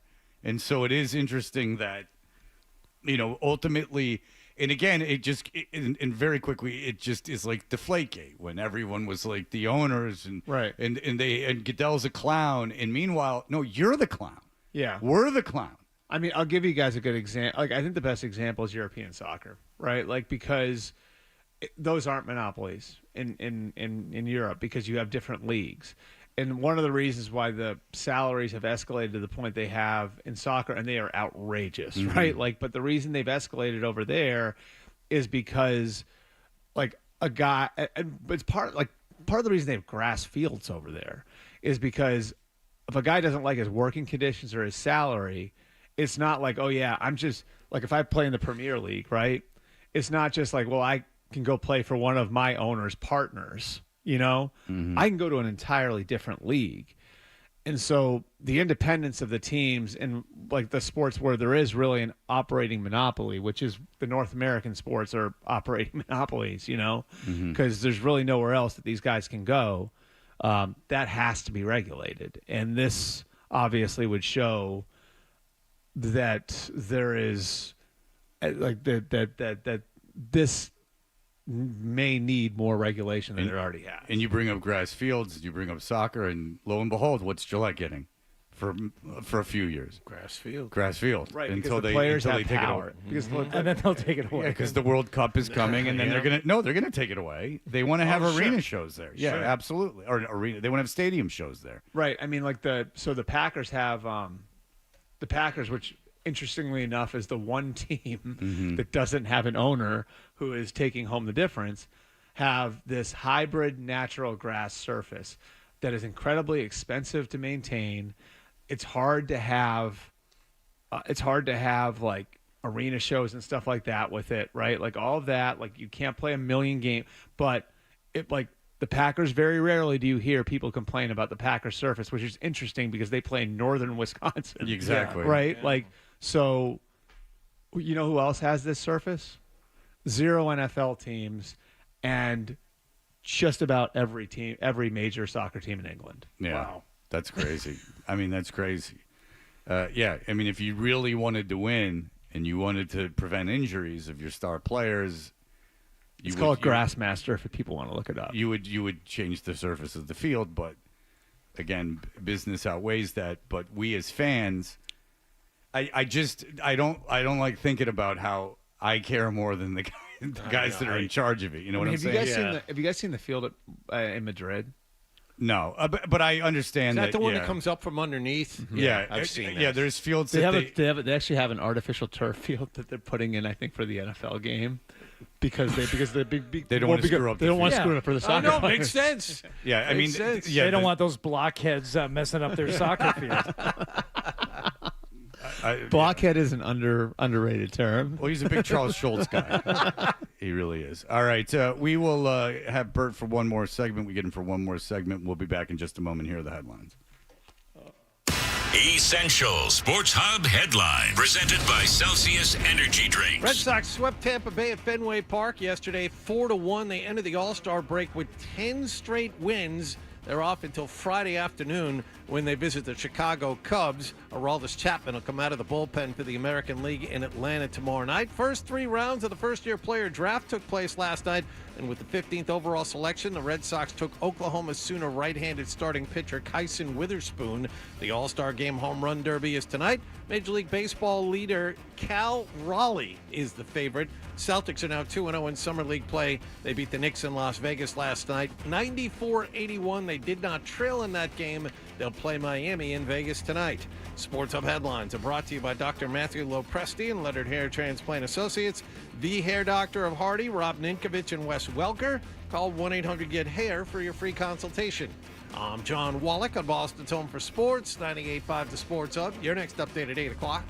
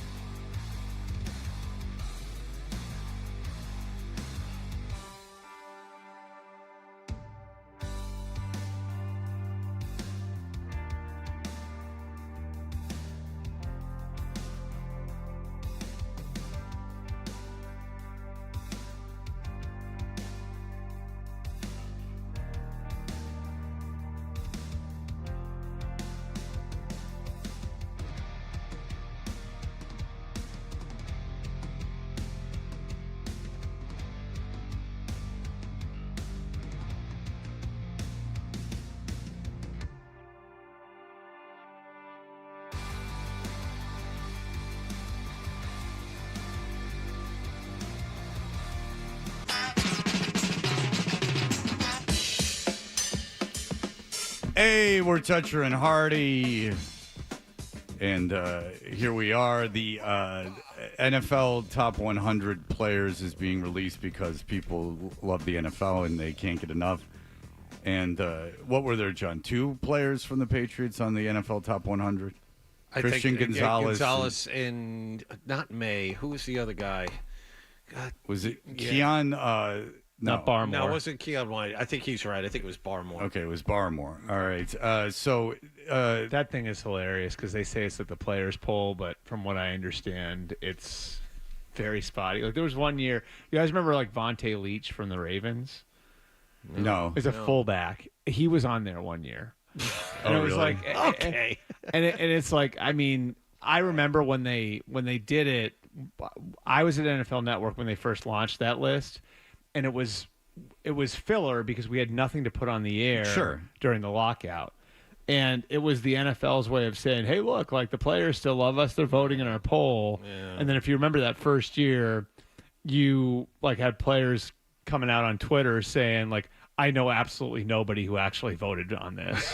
I mean, would you if you got some like thing like some poll like from like that's why would I take my time to fill this I'm in nonsense Jamaica out? right now. There's really no need for me to do this. Yeah, I don't know if I would be. It's like answering they the phone tried to and say it was the players list, but I mean, when was the last time you participated in a survey? Like, you know, like they called you up and you were like, oh, yeah, like, would you like to answer some questions about Let me the sit service? down. Just give me a second. Yeah, like Oh, sure, I've got 30 minutes. or like you're on like the phone with like an airline or something like that, Yeah, and they they ask you added it. Then at the end, Yeah. it's like, would you like to participate in our 30-second survey? Click. Yeah, and well, when they ask if you want to participate beforehand, sometimes it gets through my head that like maybe if I say yes, they will serve me better. And then, Like you'll get a better. They'll cut you a deal. or they'll be like more apt to help give you me actual service, but it's still not enough motivation. But it's funny. I hear national people, and I've heard a guy the other day saying that he look at the Raiders, and I believe the Raiders are going to be a surprise playoff team, and you have people talking very highly about the Patriots. I saw some stat on it. Like, what is the number of non-playoff teams the previous year that make the playoffs the following year? Do you know? I think that got it was like every year there was something like 5 new playoff teams. Yeah. But that streak got broken, and I actually think like we've gotten to the point now where parity has become a little overstated. You know, like I got big picture thoughts on that too, where the importance of the quarterback because the rules and everything else has escalated to the point where if you have Josh Allen or Lamar Jackson or Patrick Mahomes, you're just going to be there every year. And I mean, I think we could probably sit here today as everyone talks about parity in the NFL and everything else.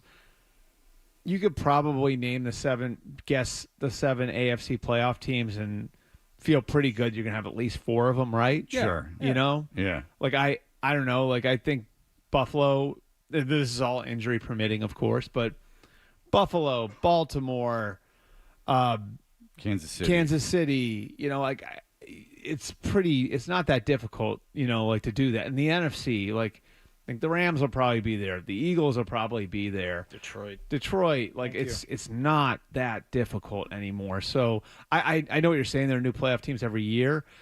I think in the AFC, I think it's pretty tough now to crack the group. Like it's, you know, like for teams like, and it's funny because I get asked a lot on these shows, like who's your surprise playoff teams this year? And I think the coverage of the NFL's got to the saturation point where we talk about all of it so much that no one's a surprise. Like by the time you get to July, Somebody has said it multiple times. Yeah. Well, that's the idea. Is I think you just put it out there, and you know, worst case scenario, everyone just forgets that you said it, right? And then best case scenario, you can say, "I said," you know, like I said the Raiders were gonna, you know, make the playoffs, and you're like, okay.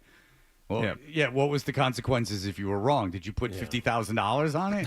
Right. Like if you put $50,000 on it, then I believe that you really had that opinion. Just saying it is of no consequence to anyone. Well, so the AFC, you're saying? Yeah, I mean, for example, like all 4 of the division champions in the AFC last year were repeat champions. And I think it was something like 7 of 8 in the NFL were repeat division champions. So I think it's not so much are you going to be improved, it's who are you leaving out of the playoffs. Mm-hmm. You know what I mean? Like, so if we assume Buffalo, Baltimore, Kansas City are in, right? And the Patriots are competing for a wild card spot. Now, well, if Baltimore's in, then you're competing against Cincinnati and Pittsburgh for a wild card spot. Chargers. If the Chiefs are in, then the Chargers and the Broncos are there, and the Broncos were in the playoffs last year. Yeah. So it's not. Now there are some teams that'll take a step back. Like I think Miami, to me, is a team that could take a relatively significant step back in the conference. But yeah, I mean, that's why I look at the Patriots and I say like 8 or 9 wins playing relevant games in December would be a win for them. And you think that's a possibility? Yeah. Okay. But I also don't think like the talent gap has been closed. I think it's exaggerated around here how much they've closed the talent gap. And Fred, I know you subscribe to this because we've talked about it a million times. But the guys that you acquire in March are ostensibly players that other teams didn't want anymore, or didn't consider core players. I don't know if it's been exaggerated, Bert, because the more I hear about it, the more people I talk to, the more they seem to fall in line with these averages and these grades that the Patriots have gotten for their off season, which is like it's a tick above average. You've gotten better in a couple of places, but there is still some glaring, I wouldn't say holes as much as deficiencies when you compare yourself not only to the other teams in the division, but that group of AFC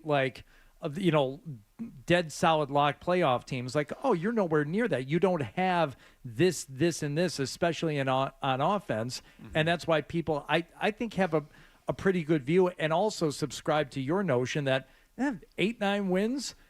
I don't know if it's going to be accepted, in December and late December as a huge victory for this team, but it would be. The other part of it is all the players that other teams didn't want represent a marked improvement on the Patriots roster from what they had last year. And I think people look at that and go, oh, the team's a lot better. Well, no, they're kind of trending toward mediocre because the roster last year was so bad. I don't subscribe to the 8-9 win theory. I'll take 6 or 7 based on last year. I think so Milton Williams is the perfect example. Milton Williams was the third defensive tackle for the Eagles. Played really well. So I'm not taking anything away from him. But the Eagles have Jalen Carter. They have Jordan Davis. They have the guys in the edge. Nolan Smith played well in the playoffs.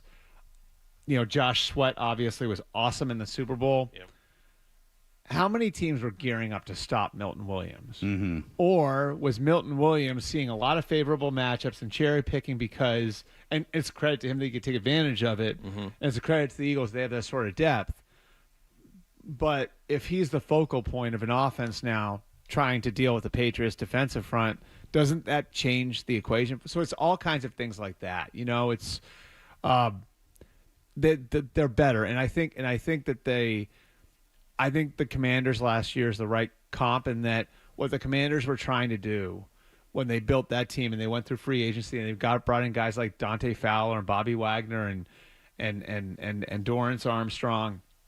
Across the board, they were trying to get to level ground at more positions so they didn't have as many deficiencies. And then Jaden Daniels played at a historic level, and that's what took them over the top. And they were in a weaker conference, and they were in a division where Dallas had a ton of injuries, and the Giants weren't very good. And so I think a huge part of this has to be, it's not just okay, we're at level ground at a bunch of different positions where we were really deficient before. It's also, can your quarterback take you over the top? And that's where I think, if somehow you get into the playoffs, I think a huge part of the equation has to be Drake has to really break through. It can't just be a step. And that's I think the biggest story and the most interesting thing about the Patriots season is it's just kind of, and it could be right, but it's just kind of, there's assumed that Drake May is going to be really, really, really good. And the thing is, to get to that level, last year it was cool because he showed such physical talent, but to get to that other level, you can't make mistakes. So, they didn't have to win games for Drake May to be impressive last year. Now they do. Now they do. Yep. Now Drake, if Drake May throws off one foot. It's not enough just to say, oh, he looks like a quarterback. Did you see that throw that almost got completed? That's what I was about to say. Yeah. Like if he throws, even if he throws like a 50-yard touchdown off one leg, while he's scrambling, if he turns around and throws, 2 interceptions, well, okay, that's great that you made that play, but so Jamarcus Russell could throw from the 50 on his knees. Right. The bar has been raised, and I look at it like, I mean, he was significantly, as far as how he played, like Bo Nix played a lot better than Drake May last year. I don't think that's debatable, and then Jaden Daniels was at another level from that. Right. So it's just, I just think, and in his defense, those guys played a lot more in college. Like those guys were coming in as older guys. So we got to finish up. But I'm not making the point that Drake May is not going to be a good football player or anything else. It's just that there's a tremendous amount of pressure on him because some of these things are even out of his control. Yep. Like they have to, if they have to win games or it's going to be looked upon. Things were pretty easy for him last season to impress, and rightfully so. But now when you have to win games, it's even out of your control a little bit, obviously. Yep. So we'll there you go. All right, Bert, MMQB, thank you for coming in on a Monday. You got it. And we will be back in just a moment. Stay.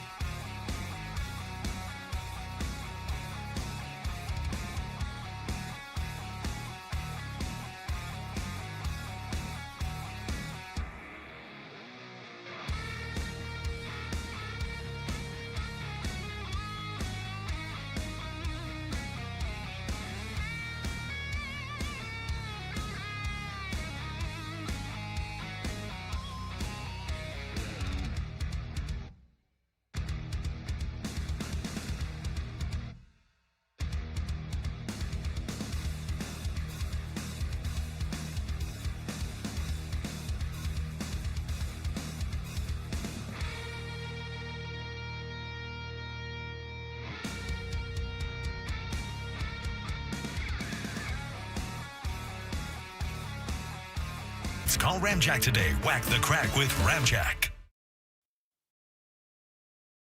From the Tell Your Time Studios, WBZ FM and HD1. It's not just the games. It's Toucher and Hardy, Zolak and Bertrand, Felger and Maz, Joe Murray. For Boston sports fans, it's 98.5, the Sports Hub. Beasley Media Group Station.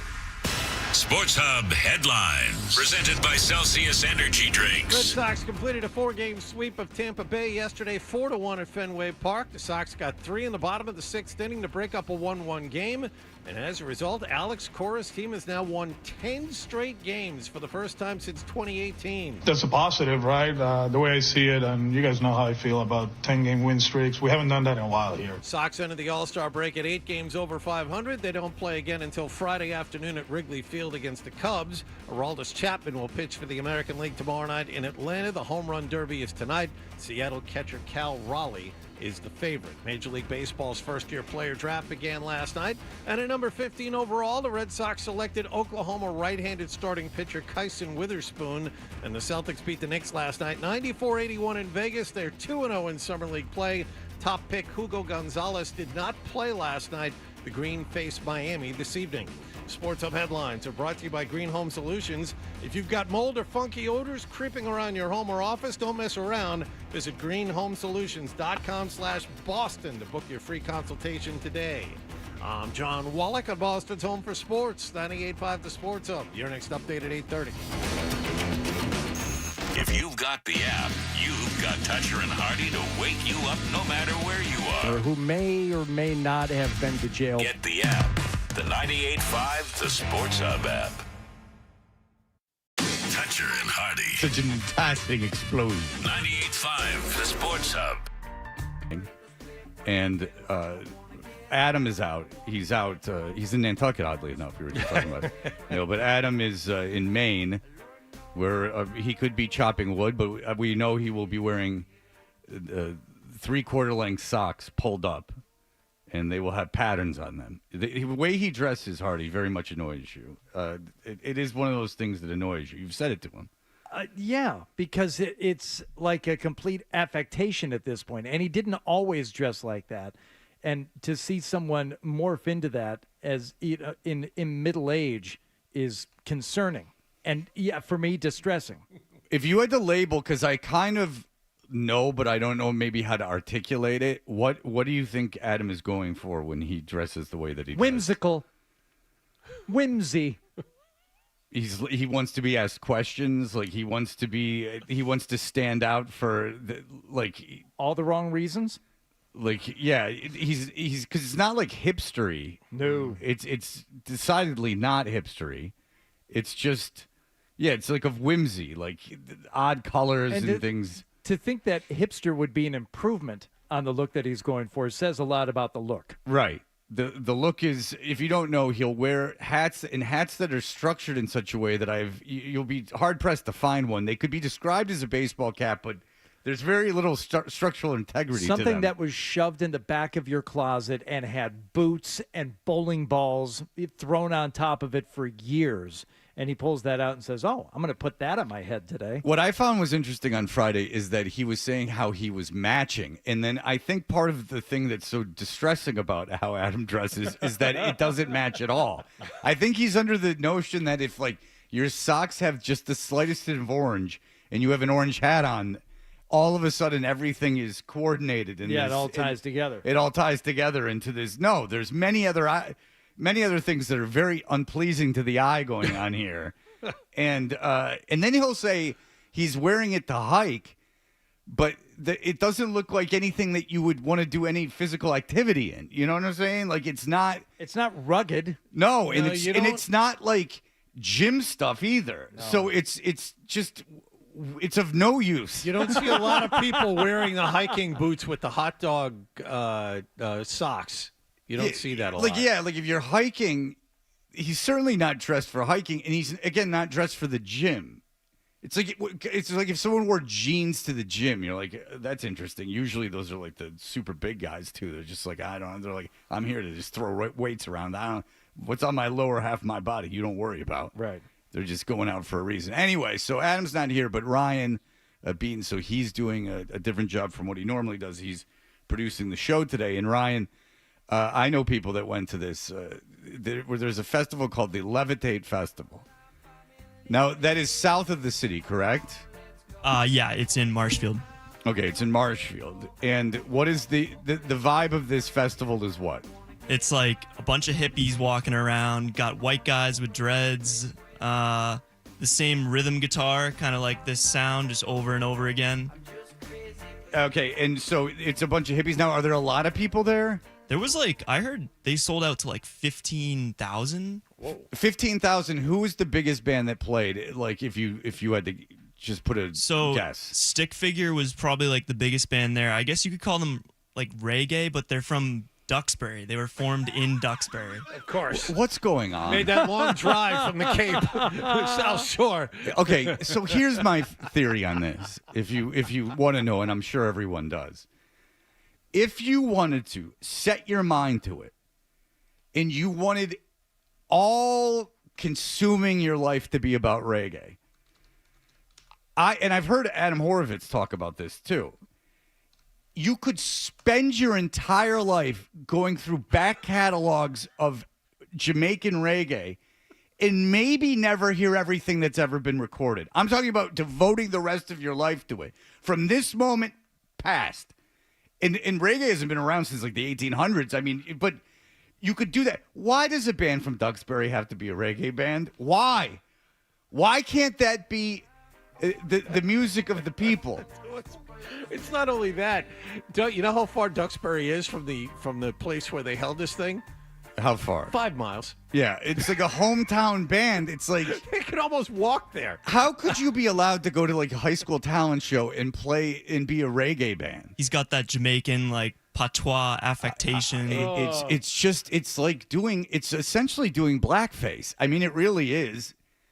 If you were playing sitar music and you started singing it in an Indian accent, it would be. I think it would be offensive to people. I think there would be protests. Yeah, and I understand people of different colors develop patois, but it's from living and growing up on an island where that is the way people speak.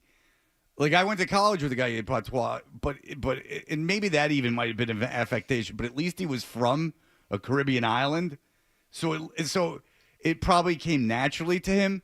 But think if you're from Duxbury, it's time to sing. So all day, you're working, what I guess, at your dad's business or your dad's firm because you're a hippie. Mm-hmm. So you're working at your dad's firm and driving your Land Rover, and you're talking to clients and you're saying, trade, buy, sell, ruin people's lives, and then it's time to for the minute the microphone goes on. Yeah, man. Yeah, da. How? Why? How is his friends not going? What the hell, man? What are you up to? Why is this not? Why can you do that? Say there's this loudness. The metal band from Japan. Remember Loudness? The metal band from Japan. They sang lyrics in Japanese. So say 5 white guys got together, waspy guys got together, and they go, "We're going to do a loudness tribute band." And you went, "Okay," and then he sings in a Japanese voice. You would be like in the what I don't know the way to describe it. When the clown on the Simpsons did the act where he put the teeth in. Oh, okay. You know what I'm saying? Like an old World War II era Bugs Bunny cartoon. When they were they were not fans of Japan. Jerry Lewis, Jerry Lewis, putting in the teeth and running around. Can't do that. No, you can't do that. I don't know what makes it. But this you can do. You can still do in 2025. I don't know how you can, but you can. Now, Ryan, in addition to the music, did you participate or visit any of the other experiences at Levitate? Well, there was they had all the arts and crafts shops. They had a guy that was making real life to scale Game of Thrones maps that he was selling, the love beads that they're selling. Love beads. All the there were people painting pictures to Love sell. There was a lot going on. Pull them out nice and slow. Did you did you visit the kids zone? Because I see a photo from Levitate of a very young child participating in what looks like a drum circle. And the drum circle. I just couldn't believe that people actually like brought their kids there. They're being like pulled around in these like carts, and half of them are crying, and it's like 90 degrees out with no shade. It's just a tough scene. How did it cost money to get into it? So the funny part is, it doesn't look like a very like fancy crowd or anything, but the tickets are like $150. So you have to what? It's like $300 for both days. So you have to sit on the ground at a festival. Yeah. And watch extra spending and watch cash. Duxbury reggae bands play. Oh. I don't know why you just don't go to Applebee's on a Tuesday night and watch them play, but you got to pay $150 to sit on the grass. Well, Fred, you paid, how many dollars to go see Tyler the Creator? Tyler the Creator at the Garden with a big stage show and pyro. I didn't sit on the grass during the day in Marshfield for $150 to watch some local band play. I was just going to say, you could probably catch you into a local sports bar underneath the TV in the corner. Yeah, it's more of an annoyance than it is something that you pay money for. Did you buy anything at the Creators Market? Because they had hand-blown glass, locally thrown pottery. That is a term that I have not heard. I have not heard that. My friend made a tie-dye shirt, so that's pretty fun. Okay. And very difficult to do, too. Very difficult. There were people painting these giant sculptures that you could buy afterwards if you had the space. A lot of commerce involved in this art and in this artistic impression. They were painting sculptures? They were like, it was like all white. It was like an all white sculpture. Then they were like throwing paint at it, and then that you could buy it's later like Jackson on. Pollock.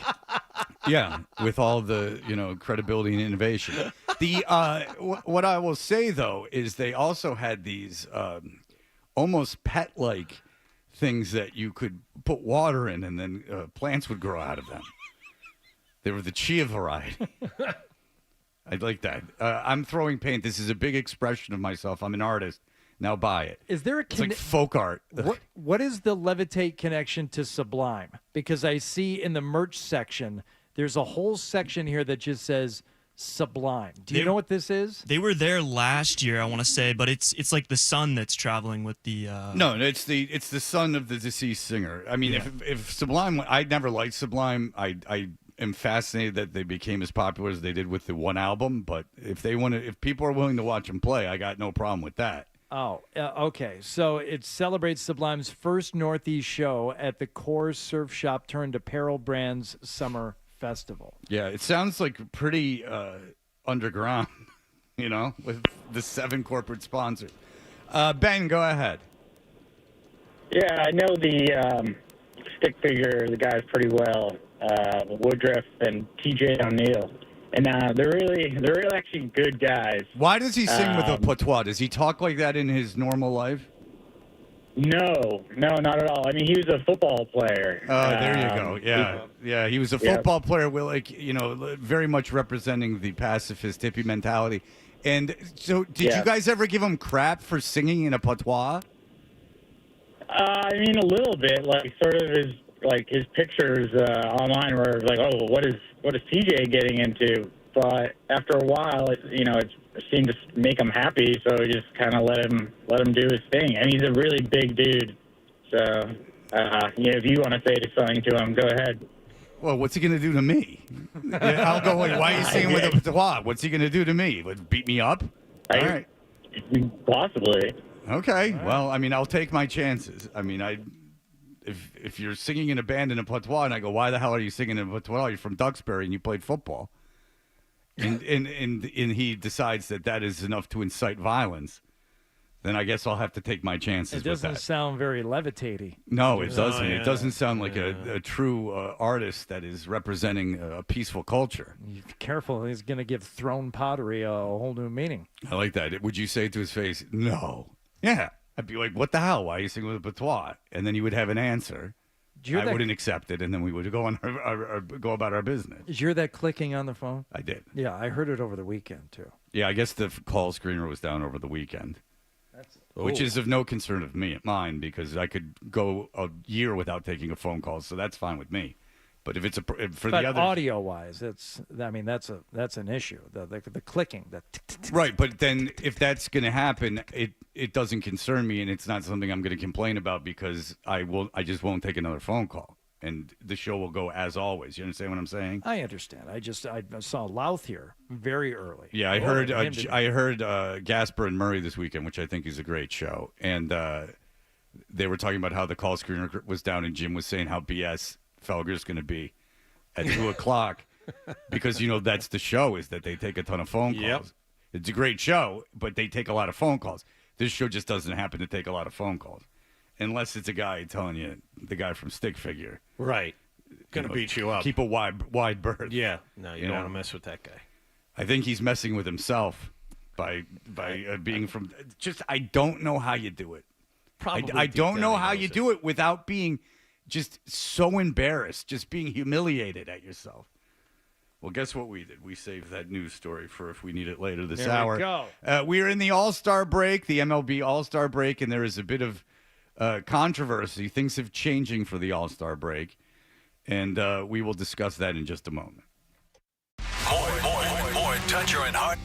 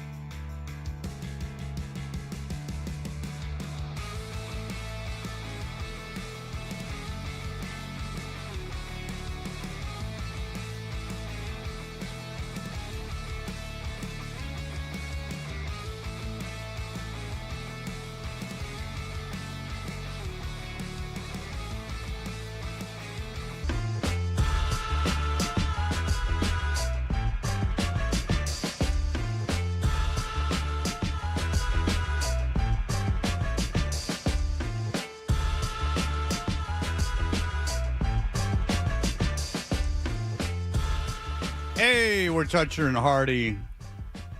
I'm interested in this phone call, so I'll see if we can take it. If it clicks, my apologies, and I'll have to get out of it. Eric, hello. Hey, Fred. I just, again, I obviously see the screen. I just want to know why you go so hard on these reggae guys, but I never hear you go hard on Eminem or any other white rapper. Okay, whoa. Well, no, I just want to say, if black people invented rock and roll country, then everybody's a culture vulture. Okay, well, no, I understand that, but can I explain the difference? Go ahead. I have no problem with a white guy being in a reggae band. My problem is a white guy adopting an accent of a region while fronting that band. And Eminem did not change his voice. I mean, or in any way that, culture vulture, whatever. Like people, I mean, yeah. I wanted to hear it. It just seems like you go off on these reggae guys all the time. I don't even like reggae. I don't care. I just wanted to know. All right, yeah. You explained it well enough for me. That's all. I wasn't trying to No, Eric. No, we're good. And I would say Eminem sounds like that when he speaks. Yeah. Even if you change your voice a little bit, whatever. If people sing in a different voice than they talk in, that's not even it. It's just that I'm adopting an accent of a certain culture. That is what I just am more puzzled by. It doesn't offend me. It would embarrass me if I was the guy. I would be way too self-conscious to do it. But, I mean, guys make a lot of money. I mean, 311's from Nebraska, and they couldn't literally not be whiter people. I mean, blonde hair, blue eyes. Nick Hexum's a hunk. And he is certainly any daughter at any country club could easily bring him in, and not an eye would be batted. But he walked around singing like he was straight from the streets of Kingston.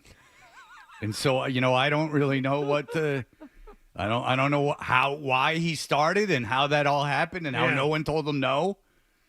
But I could say the same thing for a lot of people. And it totally, I don't want to, and this isn't being a culture vulture or adopting a voice, but I've always been fascinated that no one ever told Fred Durst this is a bad idea. And then it became really popular. No one in Jacksonville went you're a douche, cut it out, stop this. It's awful. Yeah. But, he went about his business and they made millions of dollars. So who am I?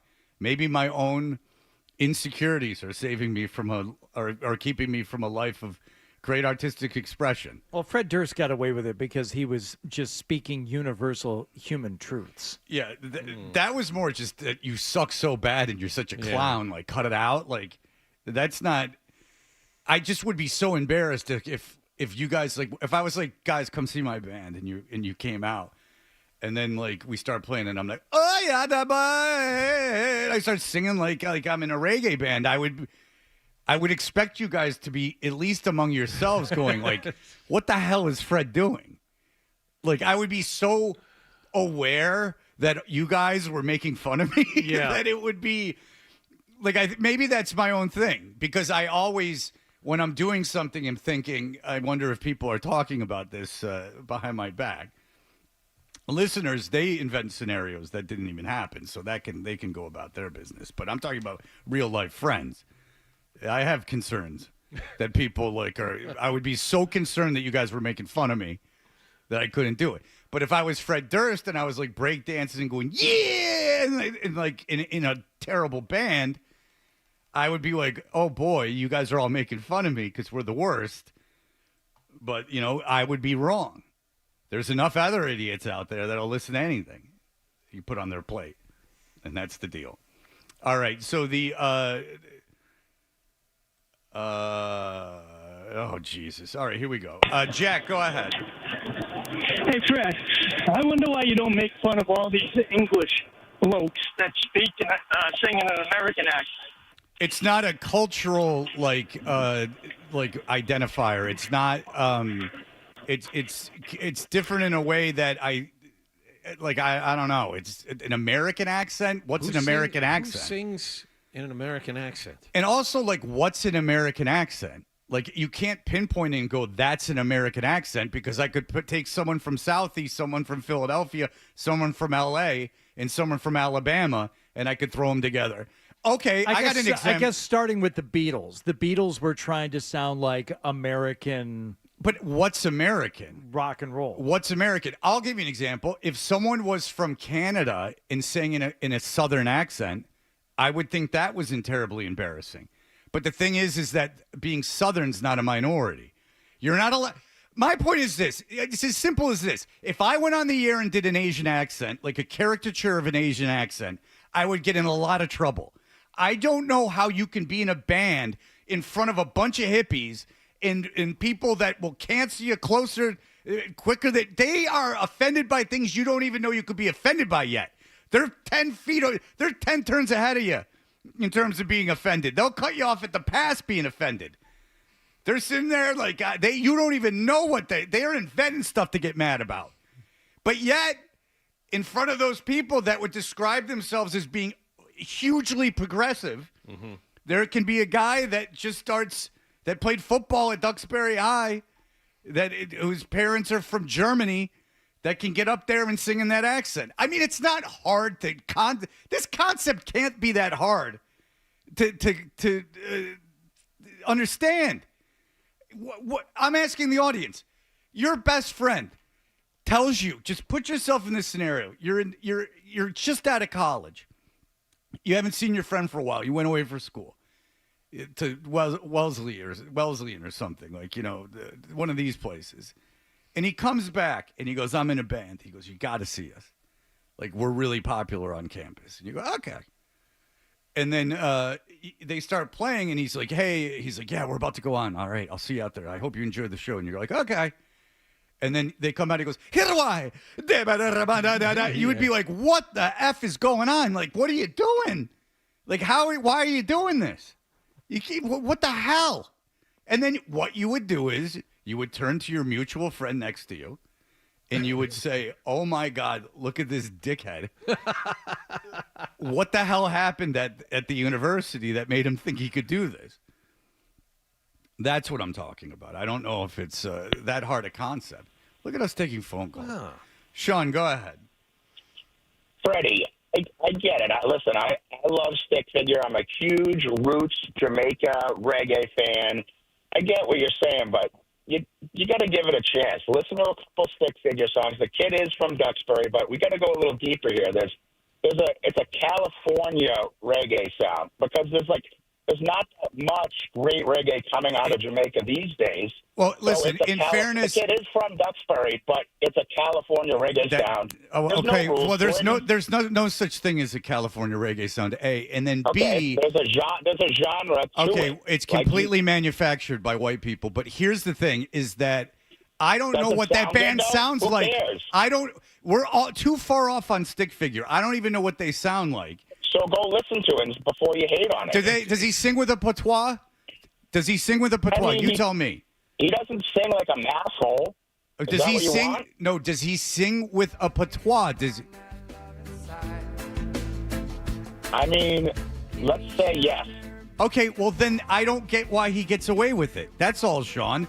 I mean, I know you're friends with him, but I don't know how he gets away with it. I don't want him arrested. I'm not friends with them. Listen, it was funny at Levitate. There was there's two, in my opinion, in the last 10 years. All right.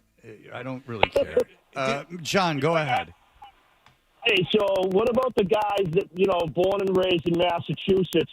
They listen to country music, and now they're driving around in their F-350 with their big belt buckle, speaking as if they grew up in, somewhere Alabama. They're douchebags. They're total douchebags. That answers your question. But the thing is that I can do a country accent on the air and not get in trouble. Come on, man. This isn't a hard concept. There's no way I'm not explaining this correctly. You're doing an ethnic accent. You're pretending to be of an ethnicity you're not. It's not rocket science. The guy too college you can make fun of white people. Yeah. You can't tell I could go on here and do a bunch of stereotypes about white people and not get in trouble. You can't do it it's not hard to understand. Everyone knows third rails. Everyone knows what I could say in accents that I would do that would get me in trouble.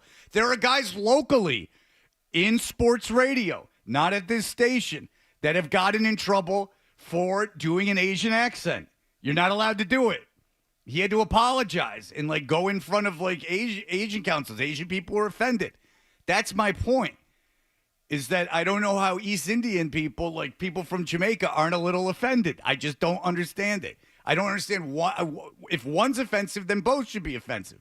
But the very people that would be offended by the Asian accent that aren't Asian, the culture warriors that would be offended about the Asian accent, pay $150 to hear a white kid from Duxbury sing like he's from Jamaica. There's also this element of like furthering the appropriation of a culture and a music, which obviously was a real problem going back, 70 years ago now? Sure. When it was first happening, on a large scale. There's still a little bit of that element to it. I don't think anybody's going to care so much if somebody from the North starts doing country. I agree with you. It's douchey and it's cringy, but it's not like you're taking money out of the hands of people who really own that music. And I'm not saying that these people should get in trouble. I'm just saying it's funny. I'm not saying that they should get in trouble or necessarily that they're doing anything wrong. I'm just saying if they were your friend and I knew the guy in stick figure and I don't know anything about him, but if he sings in a patois and I was hearing me talking about this, I'd be like, oh, wow, he's having the same conversation that we've had 100 times, Unless you got laid because the guy's in a band and you screwed some hippie and now like you feel like because you got the runoff from you got the stick figure groupie that now like you got to be on his side. Yeah. So people getting lost in this argument, they're focusing on the wrong thing. Right. Like if I came in here and it's did not about the music, step it's and about fetch the guys singing the music. If I came on here and did like a step and fetch it routine, I mean like I would get in trouble and probably rightly so. Not about the Tom, go ahead. Fred, I play in a cover band, and I agree with you 100% about, faking it and all of that. Faking Jamaican is what it's called. That's what the audience wants to hear. So, they want to... I could make you laugh your ass off doing an Asian accent right now. The audience might want it all they want. I'm sure I could make a lot of you laugh right now by doing an Asian accent, but I'm not going to do it. I mean, the audience wants it. All right. Do you think? Okay. Do you remember the Stern special where he put on blackface and pretended to be Whoopi Goldberg and Sherman Hemsley? I missed that. No, he pretended to be Ted Danson in blackface because Ted Danson had got in trouble for putting blackface on at a. He was dating Whoopi Goldberg. Was that a Friars Club thing? Yeah, it was like a Friars Club thing, and he got in trouble for it. So Howard Stern put on blackface with white lips and Sherman Hemsley dressed like Whoopi Goldberg. And he did a very stereotypical black voice. And he had a tremendous audience that thought it was very, very funny. You think he's doing that bit today? No. I mean, these arguments are all like, you understand exactly what I'm saying. And you're feigning ignorance to what I'm saying. That's what's going on. This is willful ignorance, like Bert with Nantucket. But at least Bert admitted it. Yeah, well, I had to break him down. I had to call off the nonsense. Yeah. If you just admit it, then I don't have a problem with it. Just admit it. That's all. It's goofy, and it's a little bit of a double standard from these hippies. By the way, somebody emailed in and said that they grew up in Falmouth and that the restaurants are better. My God, Bert, that's ridiculous. They order from the same people as everyone else, U.S. Food, Cisco, and then they charge double the price for everything. Admit that you like it. It makes you feel better. Just say you go to Nantucket. I mean, that's really what it is. People go to Nantucket to say that they go to Nantucket and to feel like they're part of like this bourgeoisie. Like that's what it is, whether earned or not. That is entirely what it is, and that's fine. But to pretend it's anything else is where it gets very frustrating for me. Like, no, you don't understand. It's beautiful. It's no more beautiful than any of these other New England coastal towns that are nice. Believe me. There's plenty. Taylor Swift's got a place in Newport. It's fine. Believe me, you're fine in Newport. But Nantucket's impossible to get to. But there's a million reasons why they're going. There's one reason you're going. And that's to be part of this bourgeoisie that you want to part of this waspy bourgeoisie. That's what you want to be. And that's fine, as long as you admit it. All right, look, this is a very cultural show. This could be really all things considered if you think about it. Oh, yeah. I mean, and that's kind of what we're going for this summer. We're seeing if we can get a little bit of that NPR audience. The intelligentsia. You understand? Hardy brought a little bit of that in with him when he came into the show. He brought in a little bit of the Classed intelligentsia. up the joint a little bit. Yeah, absolutely. All right, we'll be back in just a moment. Essential Sports Hub headline presented by Celsius Energy Drinks. Red Sox scored 3 runs in the bottom of the 6th inning to snap a 1-1 tie, and they swept Tampa Bay 4-1 at Fenway Park. That's 10 straight wins for the Red Sox for the first time in 7 years, and they're only 3 games out of first place in the division entering the All-Star break. Alex Bregman and Garrett Crochet have opted out of the All-Star game, so Aroldis Chapman will represent the Red Sox in the American League bullpen tomorrow night. The Home Run Derby takes place this evening in Atlanta. Major League Baseball's home run leader Cal Raleigh is the leader of the field. The Major League Baseball first-year player draft began last night. At number 15 overall, the Red Sox selected Oklahoma right-handed starting pitcher Kyson Witherspoon, and the Celtics beat the Knicks in Summer League play 94-81. Green are 2-0 so far in this tournament. They will face Miami tonight. Sports Hub headlines are brought to you by Sports Etc. Don't miss the Sports Etc. annual hockey sale now through Sunday, July 20th only. Take 25% off select Bauer and CCM skates, plus other huge store-wide savings. Sports Etc. 1303 Mass Ave in Arlington, online at sportsetcetera.net. I'm John Wallach at Boston's Home for Sports, 98.5 The Sports Hub. Your next update at 9 o'clock. You're listening to Toucher and Hardy on the Sports Hub.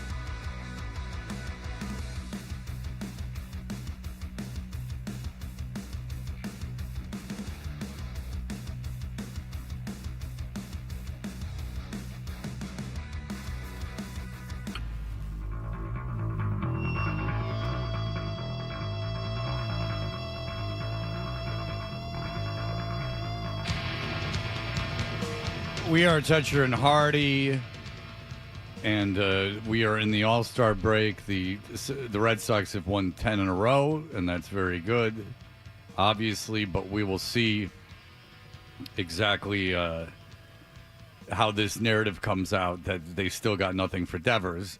I mean, if they would have just retained some of that contract money, they could have gotten conceptually players that would be helping them this year. Now you're looking at they're 3 games out in the division. I mean, they're right there right now. But they have the Cubs for 3, Philadelphia for 3, the Dodgers for 3 coming out of the All-Star break. But it's certainly exciting. But maybe the team without Devers it's had some kind of, let's just for the sake of argument, it's had some positive effect, and now they can't lose. That's all very good, and maybe they had to get rid of Devers, but I'm just saying you got nothing in return, and it would be nice if even you had, and Hicks is not that guy, if you had some more arms. If there's places of weakness. If you're ever going to get a great starting pitcher, it would have been for Devers. Yes. Seriously. You're giving up an all-star, and conceivably you could get a middle rotation guy. I mean, you got nothing. People talking about trading Duran for pitching. Your best option to get a good starter was the guy you sent to San Francisco for nothing. Right. Like, so say we're having this conversation now, and Devers was still on the team, and we knew that the Red Sox were interested in trading Devers. Yeah. And we're like, this is going to, what would you be saying? This is going to be a hockey trade. This is going to be a blockbuster. This is going to be talent for talent. Like, oh boy, Devers is on the market. Can you believe it? This never happens. They teams never trade a would be like a, could be based on if he continues his trajectory, Hall of Famer with all this time left on his deal. Like, this never happens. This is crazy. And we'd be fantasizing everything that the Red Sox could get back. Yeah. You'd be thinking about like this massive return or multiple teams involved, and it'd be a windfall for one, if not multiple teams, in order to get this done. Yes. And by the way, the Major League Baseball draft, the first couple rounds were yesterday, and the Red Sox took a rare pitcher with the first-round pick. First time in 7 or 8 years they've done that. Yeah, so there was a lot of controversy at the top of the draft. The Nationals going off the board. The thing with the Major League Baseball draft is that Ethan Holiday apparently was going to go to Colorado, who had the 4th pick. And there's talking about, because they don't have salaries, like built-in salaries for slots, so like the NFL does. So Ethan Holiday may get the biggest signing in the history of the amateur draft. You can go over slot or under slot. Exactly. Yeah. And that's why some kids, as you get into later rounds, if am I going to go to college? And you're like, I'll go to college, and they'll go, well, I'll offer you this much guaranteed. I'll give you $1 million guaranteed if you don't go to college. Because I don't think there's a lot of NIL money in college baseball, if I'm not mistaken. There might be some schools that do it. I know. Yeah. I know of one kid that was a big recruit, and I don't believe he's getting NIL money. He's getting a scholarship. A lot less than college basketball, let's put it that way. Yeah, so I don't know. I can't speak on that. I don't know if Tennessee can scrape together some funds to give to a kid. Yeah. But I would imagine the vast majority of college baseball players are not receiving NIL money, nor should they, because I don't think that baseball brings a lot of money in for these teams. But I will say this, and this is just a little off topic, that if you ever doubted or there's ever a complaint about a college football coach making a ton of money, just look at where kids from this region are going to school now. Kids from the Northeast want to go to SEC schools like Alabama SEC. Mm-hmm. Like no joke, like not like Georgia, which is like, in Athens, and it's not far from Atlanta, which is like, a major city. I'm talking, stick schools, Tuscaloosa, Alabama, kids want to go to. South Carolina, kids want to go to. And they're impossible to get into right now. Well, that's the thing. It's once they reach their quota of what they feel is like an appropriate number of Northeast kids to go there, then they don't want anymore, and it becomes increasingly difficult to get in. Yeah, just being from the Midwest, and I would imagine it's the same way around here. Like, I don't think any kid I went to school with went to an SEC school. None of them. And I went to a big high school. Like, not one kid even considered it. now, if you're a big athlete, I get it, but I'm talking about just a normal student. And the reason these kids want to go is because of a major reason of it is because of the atmosphere around the sports teams. Yeah, that's it. And when my daughter got into Colorado, a friend of mine from California asked me, it's like, man, how did she get into Colorado? I'm like, how did she not? It's not the Harvard or the Rockies. I mean, it's Colorado. What's the big deal? But all the California kids apply there because it's far enough away without being too far. And why do they want to go there? Coach Prime. Coach Prime is the reason. You see Colorado, you see the campus when they show it on TV. It looks like it is. Boulder is fantastic.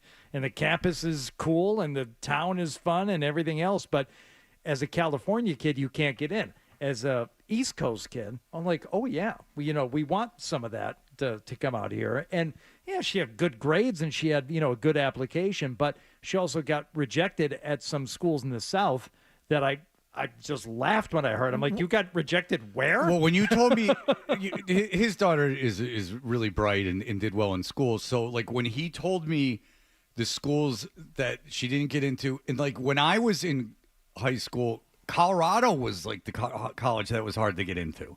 Like, Colorado was really hard to get into. And Alabama was easy. You want a fact? My friend who went to Alabama for a year just texted me.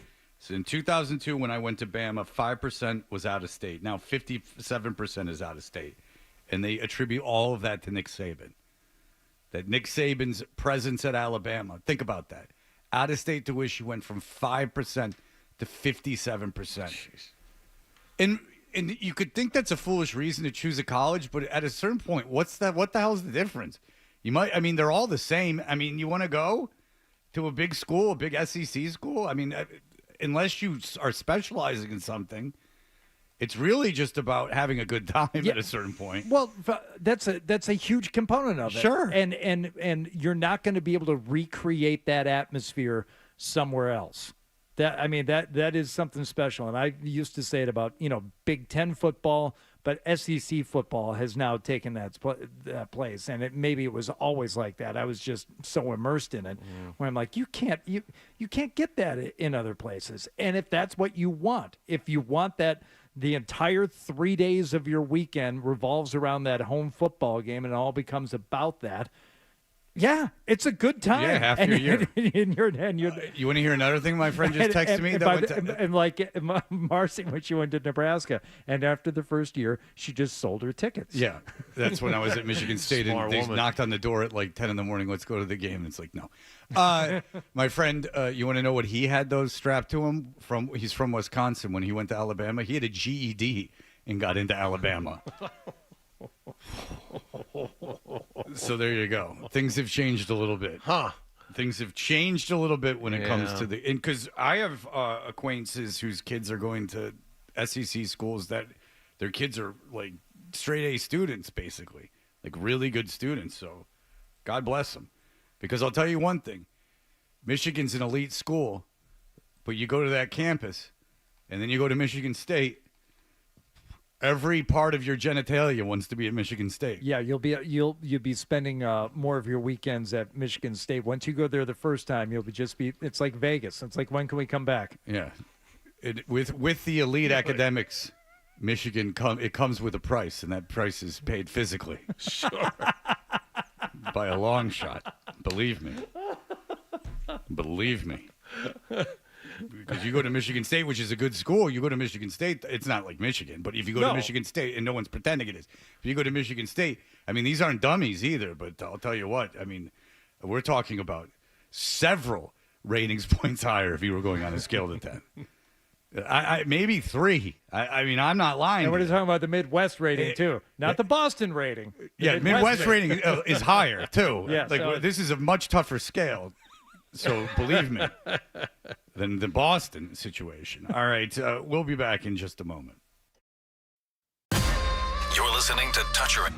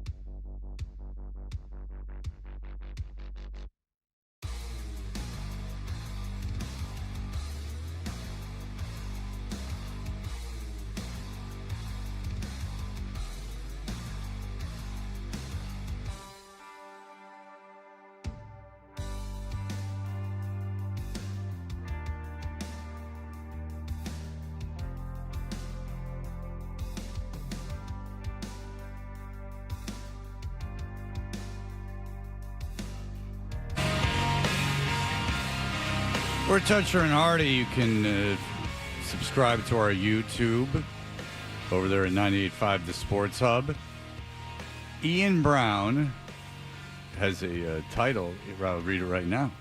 Supervising club reporter for MLB.com. He's been covering the Red Sox for a very long time. We're very pleased to have him on the show. Ian Brown, hello, sir. Hey, great to be on with you guys. How you doing? Yeah, I appreciate it. If this goes a little short, which I'm sure would kill you, it's because the phone might be a little jacked up. So I apologize. Don't take it.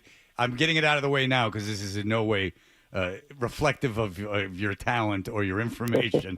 It's just the phone might be a little snappy. All right. Red Sox have won 10 in a row. They have put themselves in position here in the division as well as the wild card. Yep. Say they make minor moves at the deadline to improve. Like, say there's nothing like incredibly major, which we'll get into later. What do you think the ceiling on this team is as constructed? You know, they could probably win a playoff round right now, but I think that, like you say, there is room to make significant moves where you could make this team a real, pennant contender, I think. Okay, so what's exciting about this deadline, I think, for the Red Sox is that you could make the rare, they're calling it like hockey trade with this. In that, the thinking is that you have a surplus of outfielders.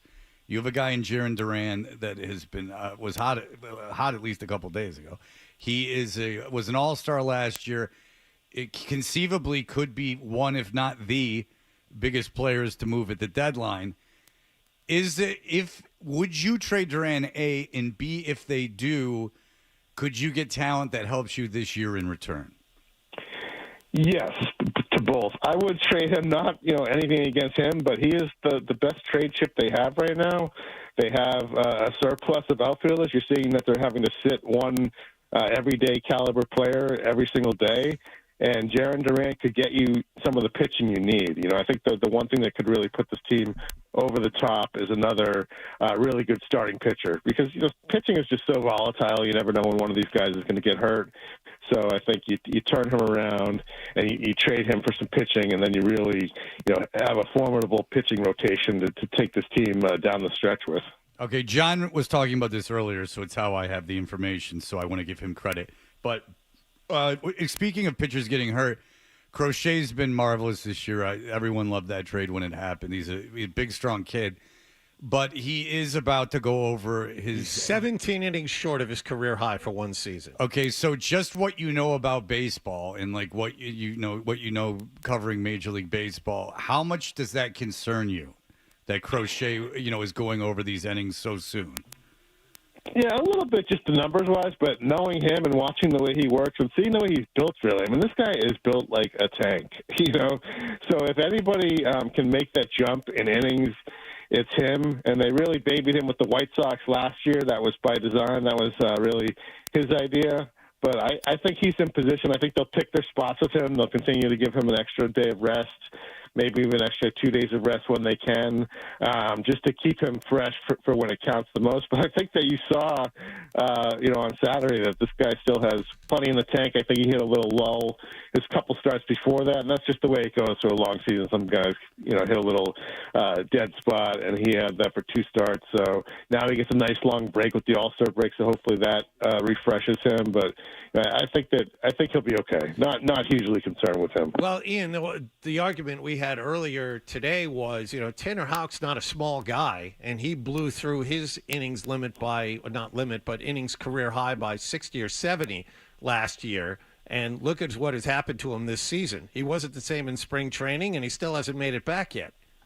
Yeah, no, that's very, very valid comparison. But I just think that those two guys are wired differently. I think that Garrett Crochet is kind of an alpha, and Tanner Houck was pitching over his head last year in the first half. I don't think anybody ever expected he would pitch like that in the first place. Crochet, this is exactly what you expected. He's maybe even giving you more than you expected. So I think this guy is special. He's one of the top 5 pitchers in the game. And I don't think we ever thought that about Tanner Houck, even when he was pitching well last year. So I think they're just kind of different animals.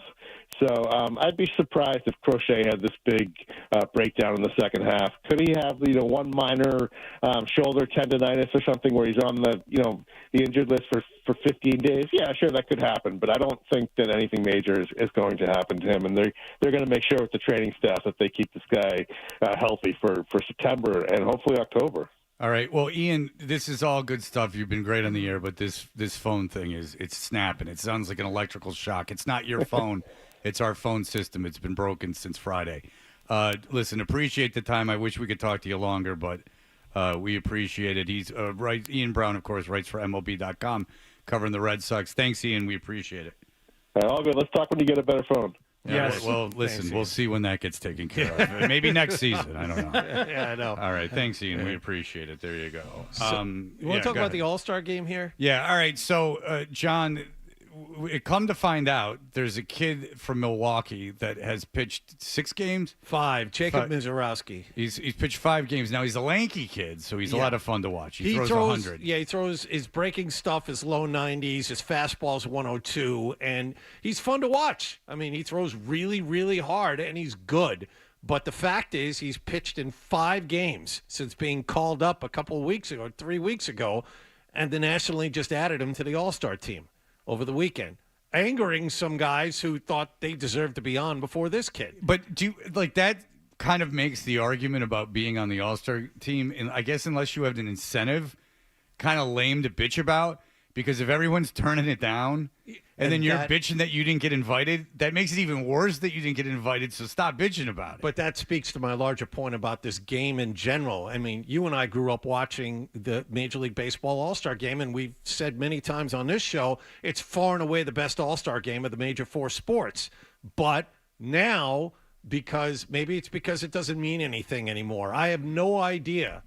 Originally it determined home field in the World Series, but now you have handfuls of guys turning the opportunity to play in this game down. You have guys that are mic'd up in center field during play. It's being treated more and more like the NBA All-Star Game, and to me, that's very sad. Yeah, the fact that it doesn't mean anything, I think, is a huge part of it. It's still the best because it is the game itself, just recreated for this one day with different players, obviously, that you wouldn't see put together. But they don't mess around with the game like they do in hockey. And I don't despise the NHL All-Star Game or the 3-on-3 tournament. The format. No, it's not the worst thing in the world, but it's still the closest approximation of what you would get if you just want to watch a baseball game. But the fact that they've taken away any meaning and any there's nothing on the line for them with the home field, that allows them to treat it much differently in that, A, guys won't show up to play. You still can say you were an all-star, even if you don't actually play, right? You were selected as an all-star. But they're out there and they're mic'd up and they're doing all the silliness and all the stuff. And when you're watching a game and you realize that the players don't care who wins, how are you supposed to care who wins? And the other part of this is it didn't matter in the 80s and 90s and early 2000s either, but the players really took it seriously when they participated in it. It was also a chance for them to showcase for an audience that normally didn't get a chance to see them. Before you had interleague, before you had access to every game in every market, these guys wanted to go out there and play, and they wanted to play well so that they could be seen on national TV for an audience that doesn't get a chance to see them. I think it was more than that back then. And Fred, I don't know if you agree with this, but there's a level. I don't like Pete Rose. They just cared. Ruining a guy's career by taking him out at the plate. But but they did care. Look, what we know about arms now, if I had a team, I don't want my guy pitching in the All-Star game. I know they only go in an inning. Sometimes they would start like a starter go 2 innings in the All-Star game. Like, I would prefer my pitcher doesn't do it. But if I was an agent, I would have mixed emotions, because I would say, okay, if you're going to go in if my client was starting the All-Star game, was the starting pitcher for the All-Star game, unless he's Verlander, I'm having him go, because that adds millions of dollars, I would imagine, to endorsements, or certainly it makes your Q rating still goes up a little bit if you're the starting pitcher of the All-Star game. if I had a guy, if my client was like maybe going to come in the 8th, then or the 7th or 8th inning, I might, because I mean, the Major League All-Star Game is the only one I even like peek in on, and I'm out by I don't care what the score is. Like I'm out by the 6th inning. You know, I'm over it. I'm going to bed or doing something else. So I think there's still got to be like the league's got to make sure that at least the starting pitcher, the honor of starting the All-Star Game, is still something that people want. And they got to incentivize that in some way. If you're a position player, I don't know why you wouldn't go. I don't know what like, what do you want to go on vacation? I mean, you're a baseball player. Like, go to the city. It's not like you're, doing two-a-days out there. I mean, like, you're not going to Japan. It's Atlanta. Yeah, and especially in Atlanta. Yeah. Like, go to Atlanta and have a good time. Atlanta's a hub, for God's sake. Get wasted before the game. Who cares? Like, but like, if you want to party so much. But yeah, I mean, if you're a positional player, there has to be some. I mean, just putting that on your resume, right? Like just saying like All-Star. I mean, you'll be signing autographs for the rest of your life. And there are sellable aspects to this game. The two best pitchers on the planet are going to be facing one another in this game tomorrow night. Yes. And you have Aaron Judge, who's participating. Cal Raleigh, who we talked about before, leads the majors in home runs. He's participating in the home run derby. That Cal tonight. Raleigh He's thing going to hit 60 homers this year. Yeah, it's almost like a Brady, the kid from the Orioles back in the day. Brady Anderson situation. Like, no, I guess, but I'm kidding because Brady Anderson was shaped like me. Yeah, and Raleigh's a huge catcher. No, yeah, I know. He's what do they call him? Big ass or something like Big that. dumper. Yeah, big dumper, which is almost more offensive than big ass. Well, but do you like him, John? When I first heard Big Hell Dumper, yeah. I thought, is it because there are big dumps that are taking place? No. It's the ilk of John, the John's people. They love the big butt committee. The big dumper. I think most catchers have this, not just him. Some of these ass worshipers like John will look up at the celestial, they'll look up at the stars, and they'll go, oh, look, that looks like an ass. I call that the big dumper. Some people call it the big dipper. That's the constellation, baby. Yeah. And isn't it funny that Scooble is starting the All-Star Game? Yes. Some of us. Max Fried begged off, but I will say one other thing. Oh, Scooble was starting, rather. Scooble was going to start. My sentence I was going to say before I was so rudely interrupted was, in the 3 weeks since we originally had this argument, Scooble has been beyond great. So if there was ever a doubt, and Fried was the only other guy that had a chance. The more important point, John, as you probably have already determined, Fred is right. Is that wrong. Some did not need all that time to figure it out. Of course. Some were on this very, very early. Thank you for putting what everyone was thinking out there. Everyone was obviously John thinking talks that. and ties himself into knots trying to explain. Well, we had some baseball guy on that said Fried, too. That was Tom Karen. Yeah, so Karen has a little egg on his face, too.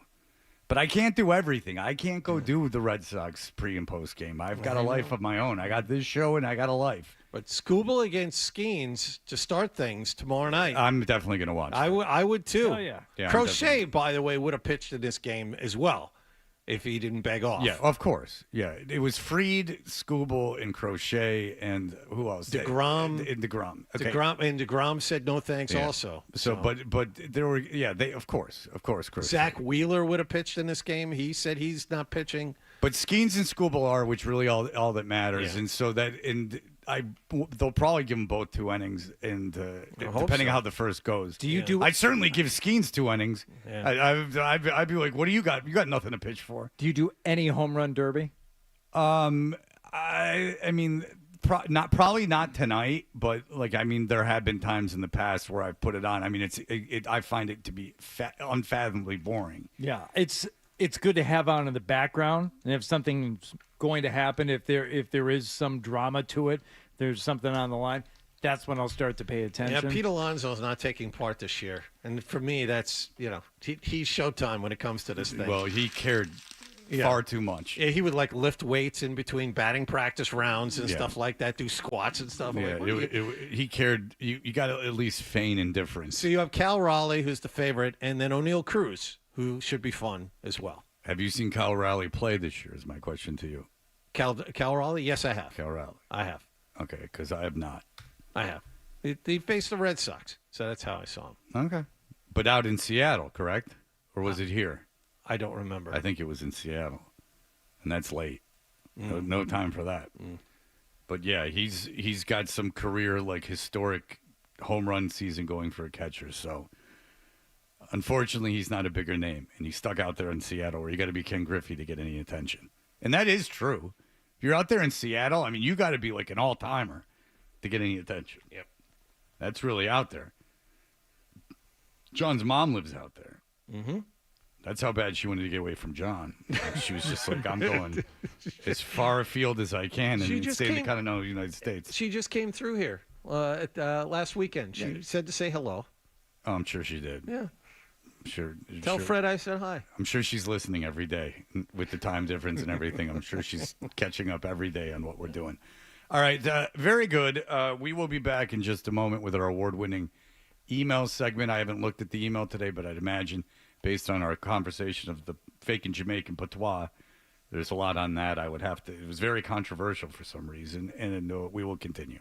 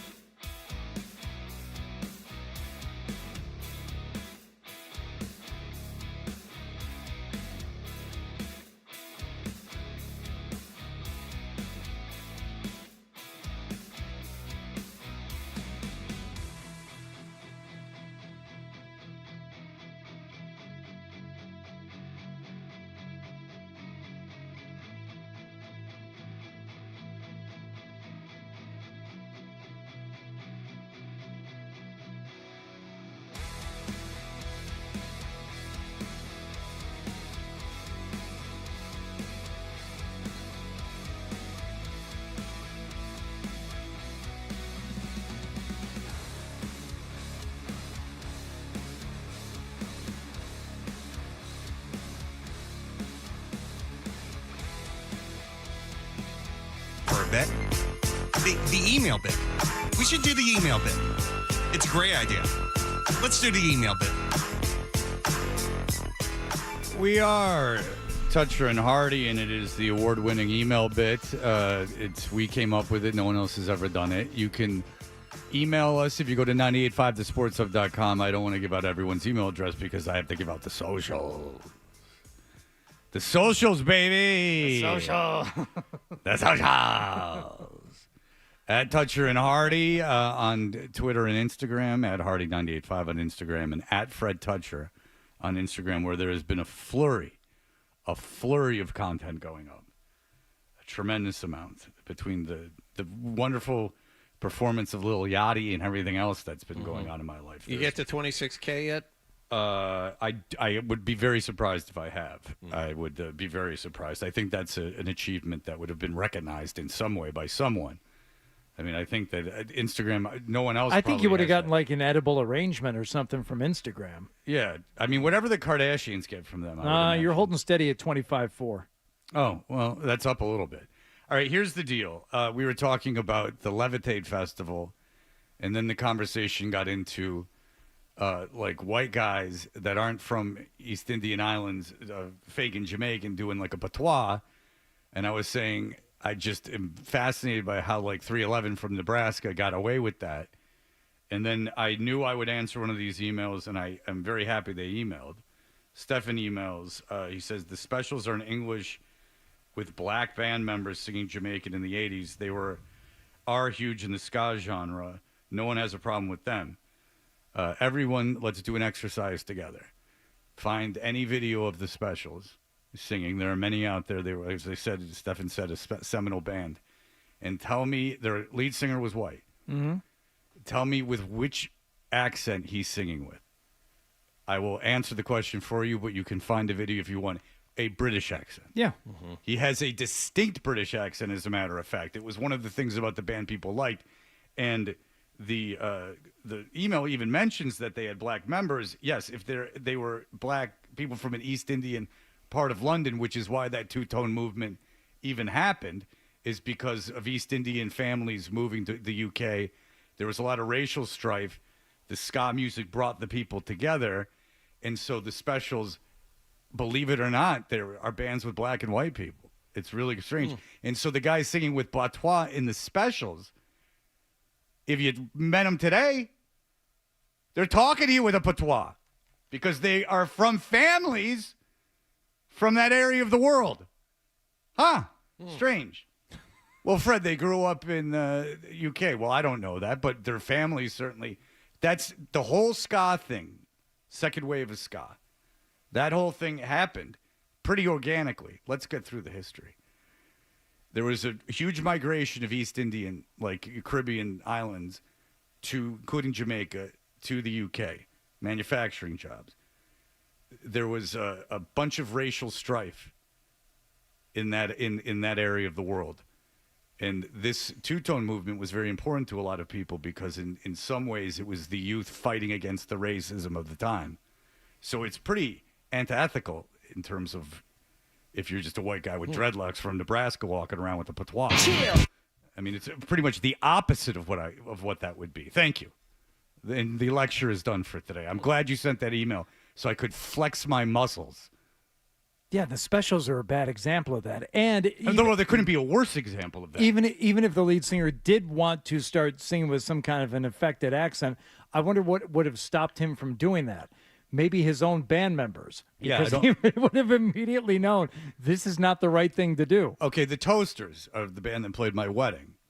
Bucket is their lead singer. He's a white guy. If you listen to one of their live albums, you'll hear someone going like, watch the ride, blah, blah, blah, blah, like da-da-da-da. That's not Bucket. Bucket sings with a English accent. The man that you'll hear that is the second mic speaks with the patois. He's a black gentleman from that area of the world. And he was in the Toasters because he, too, was a fan of ska and would be that aspect of the band. Like when R.E.M. did a very good decision to include some rap on one of their songs, on a radio song. I believe track one from Out of Time. Did Michael Stipe do the rapping? No, they brought in KRS-One. Now, it was still a horrible idea and ill-advised, but Michael Stipe didn't do it and brought someone else in. But a better example of that is Sonic Youth when they did Cool Thing with Chuck D. Because that really worked. Word up. Again, Sonic Youth, so cool. Such a good band. You don't get it. You just don't get it. You just don't understand it. No, I get it. They were a New York band that was from a cool area of New York, and everyone kind of just fell in line. Mitch. West Indies, I should be saying, by the way. Thank you, Dave. I don't want to speak ill of Bert, as he is our weekly guest and a friend of ours. But Mitch does, and he says, thank you for exposing Bert Beer's Nantucket snobbery. What would be the sports version of Nantucket? So what sports destination is the equivalent of Nantucket? He says it has to be the Masters or perhaps the National Ultimate Frisbee Championship in Iowa City, Iowa. Wow. That seems like a direct shot at you on both counts. I would say polo is the Nantucket version of sports destinations. But you know what's a polo match. If you go, first of all, the polo grounds by Newport are not in Newport. They are in just some Jamestown, town in Jamestown, right over the bridge. No, it's like, you know how no, it's not even over a bridge. You know how you go out and there's Barnes and Nobles and liquor stores and stuff. It's just around that stuff. It's just by shopping malls. Weird. But I suppose so. The polo that people play in that Newport area, strangely enough, is just I think that just a lot of people from town walk in and just go, oh, horses. But I would imagine well above anyone I've even ever met, there is a whole polo scene happening. But that is so refined and so much of the aristocracy that it's almost like royalty. I've never met anyone that was a fan nor participated in that sport. No, but anyone who is going to a polo match is not doing it. I would say there are other sporting events you could attend. Oh, you're going to a polo match to go to the polo match and say I'm at a polo match. And to wear the hats and to, be a part of the thing. Oh, the Kentucky Derby is a good example. Oh, Derby is a better example than the Masters. So yeah, the Nantucket is the Kentucky Derby of places. People wear the uniform and they go there, and which is fine. I mean, it's a little. I don't agree with the sentiment or the mentality. As long as you admit that's why you're going. My problem is people tie themselves in knots trying to tell you why they're there, and it's all BS, and it's such BS. You heard with Bert, everything he was saying was a counter argument to his point. We didn't want to fly anywhere. Okay. That's what he said. We didn't want to fly anywhere, but you wanted to put your car on that long-ass ferry? Maine. It's easier to fly. Yeah. You could. There's a lot of places within driving distance. One thing about far away. Part of the history of Boston is due to its location, proximity to the ocean. I don't know if you were aware of that. What do you mean? Well, people landed here, they say. Now, it was by accident, but they did. They took a boat, and they ended up here. So that being said, just for my little knowledge of geography, that there's quite a bit of stretch of coastal areas that could be enjoyed throughout the region that don't require boat travel or plane travel. His argument was legitimate. This guy's a writer. You said there's water everywhere. This guy's a writer. He's like, we went to Nantucket because we wanted to go somewhere you didn't have to fly, which is just an asinine argument because, well, these other places I'm talking about, you don't have to fly to.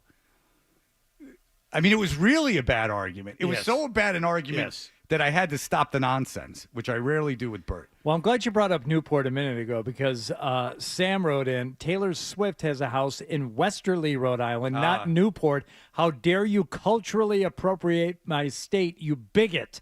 All caps, exclamation points. Okay, if that's in reference to my patois thing, I don't think it's racist. I just think it's odd that is the ethnicity in the region of the globe. Not even ethnicity. It's the region of the globe where it's okay to pretend that you have that accent, if that makes any sense. You know, it makes total sense. Someone else wrote in, please stop taking phone calls. Click, click, click, click, click. We did. Unfortunately, we had to cut short our conversation with Ian Brown earlier. But enjoy the rest of the day. Unless it gets fixed at 10, as these issues often do.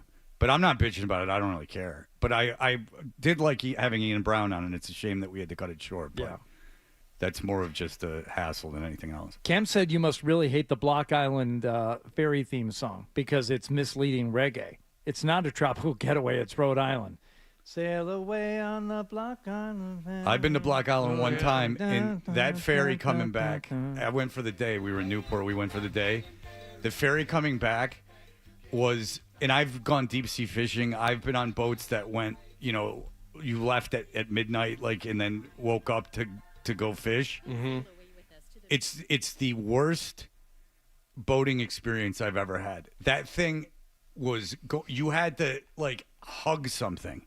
I'm not lying to you. I'm not being a pussy. It was that choppy. It was insane. My daughter's afraid of boats now.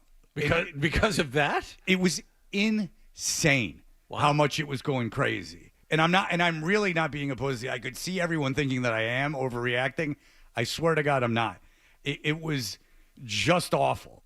Awful. I don't know why they left. I was just going to say, you went during the day. Yes. And then on the way back. They saw it. It wasn't like rogue waves came in from the side to bash your boat. To be honest with you, I don't know. I don't know what happened. But for whatever reason, the seas, that mistress became very angry.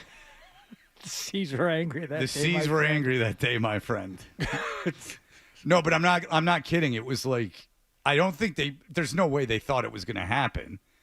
So I don't know what happened. Interesting. But for about 15 minutes of it, we were it was people, I think people got hurt. Now, I don't want to say that on the radio and be wrong, but let's just say I would assume at least someone got nicked up in that thing. Is it a smaller boat? I've never been on this thing, so I have no idea. It wasn't one you could put a car on. Okay. So, yeah, I mean, I guess it's certainly smaller than I would imagine the massive boats that go to Nantucket. I've never taken the boat. When we first moved here, no, that was Provincetown. No, I've never taken the boat to Nantucket, ever. How long is that ride? I have no idea. I've never been. And why is that easier than Let's discuss this. I just thought of this. That's 1,000 times worse than flying. That's 1,000,000 times worse than flying. You have to drive to the Cape. Then you have to get on the ferry. And then the ferry... That's what I said. It's easier to fly somewhere. Yeah. Just go to Logan, get dropped off by an Uber, get on the airplane. How the hell is that any more difficult than taking a ferry? Steamship Authority website says take a leisurely 2-hour and 15-minute voyage. 2 hours and 15 minutes. We're going to Atlanta. There's apparently, and Bert talked about this when he came in, there's a high-speed ferry that cuts that time in half. But I don't think you can take a car on it, can you? I don't know. What the hell do I know? I don't know. I've been to Nantucket one time. It's before I ever moved here. My dad's friend, his fraternity brother, got a settlement because he had a family member die in a major plane crash, like a domestic airline plane crash. Mm-hmm. I can't remember the airline, so I don't know. It might not even be an airline that exists anymore, but a real one, on the news one. And he got this settlement. So when he got the settlement, one of the ways he decided to use the money because it had been in grief is the way that the story was told to me, is he got a place in Nantucket and encouraged his friends to come and visit with their families because he wanted to do something. I'm sure he gave money to charities and something, but for his own soul and for the sake of his family, he wanted to have friends, the importance of friends and family. So he got this place and we went, and I thought it was fine. Now, this probably was 2005, 2004. When did they trade Garcia Parra? July of 2004. So 2004 I was here because when I came back to Boston, Garcia Parra, that was the day he got in trade. So July of 2004. I don't know if the island's changed in the 21 years since, but I just remember thinking it's fine. Whatever. It's certainly I did not enjoy it any more than I enjoyed Newport, the Cape, or Martha's Vineyard. I enjoyed it. I didn't dislike Nantucket. But don't pretend you're going there because it's geographically the beaches are better. That's complete nonsense. Gary Notangwe emails, hey, Yeah. I have a great idea to improve Fred's image of Nantucket. Send in the Crown Prince of Positivity, Rucker. If anyone can put a positive spin He's trying to really mine for impressions. If anyone can put a positive spin on nothing, it's him. For sure, dude. Yeah, good luck, dude. There's probably a book idea there, too. Say it. Tucking it in on Tucket. Working title. Care Bear out. Tucking it on there. That's an area I'm not going to venture. No, that's not wise. Yeah. The jokes that can be made about that probably better left unsaid. Gary does want to keep his job. Using narcotics. All right, because the tucking it thing gets into a whole situation that is Let's make cocaine legal. Ground that is not wise to tread on. But you can sing with a patois, so there you go. Back off, dude. Come on, man. I think that kind of makes my point, is that the tuck it jokes would offend a group of people that go to levitate, and they probably would, take up the white knighting on social media, try to get you fired. But meanwhile, they're celebrating bands where there's white guys from Massachusetts singing with patois. I don't know. Jesus. That's right, Gary. It's a real head scratcher. All right, we will be back to bring this thing home like a effing ferry. Vroom, vroom. Okay, I got an idea. Hold on a second. Write this Rocky down. Suarez, her battery wasn't working. She ran out because she had left her interior lights on from banging. She was so hot, the guy demanded the light be on. Okay. Said, Rocky, I The gotta dome see light- I could leave the dome light on. Why were they in the car banging? Because he couldn't resist. They were on a fairway to Dewitzville. Anyway, working title. We can get past it. Fairway to Dewitzville. Ferry to Dewitzville. I don't know. Highway. There's too much going. No, they were on a ferry, dumbass. Don't convolute it even more. Sorry. All right, we'll be back in just a moment. Essential Sports Hub headline presented by Celsius.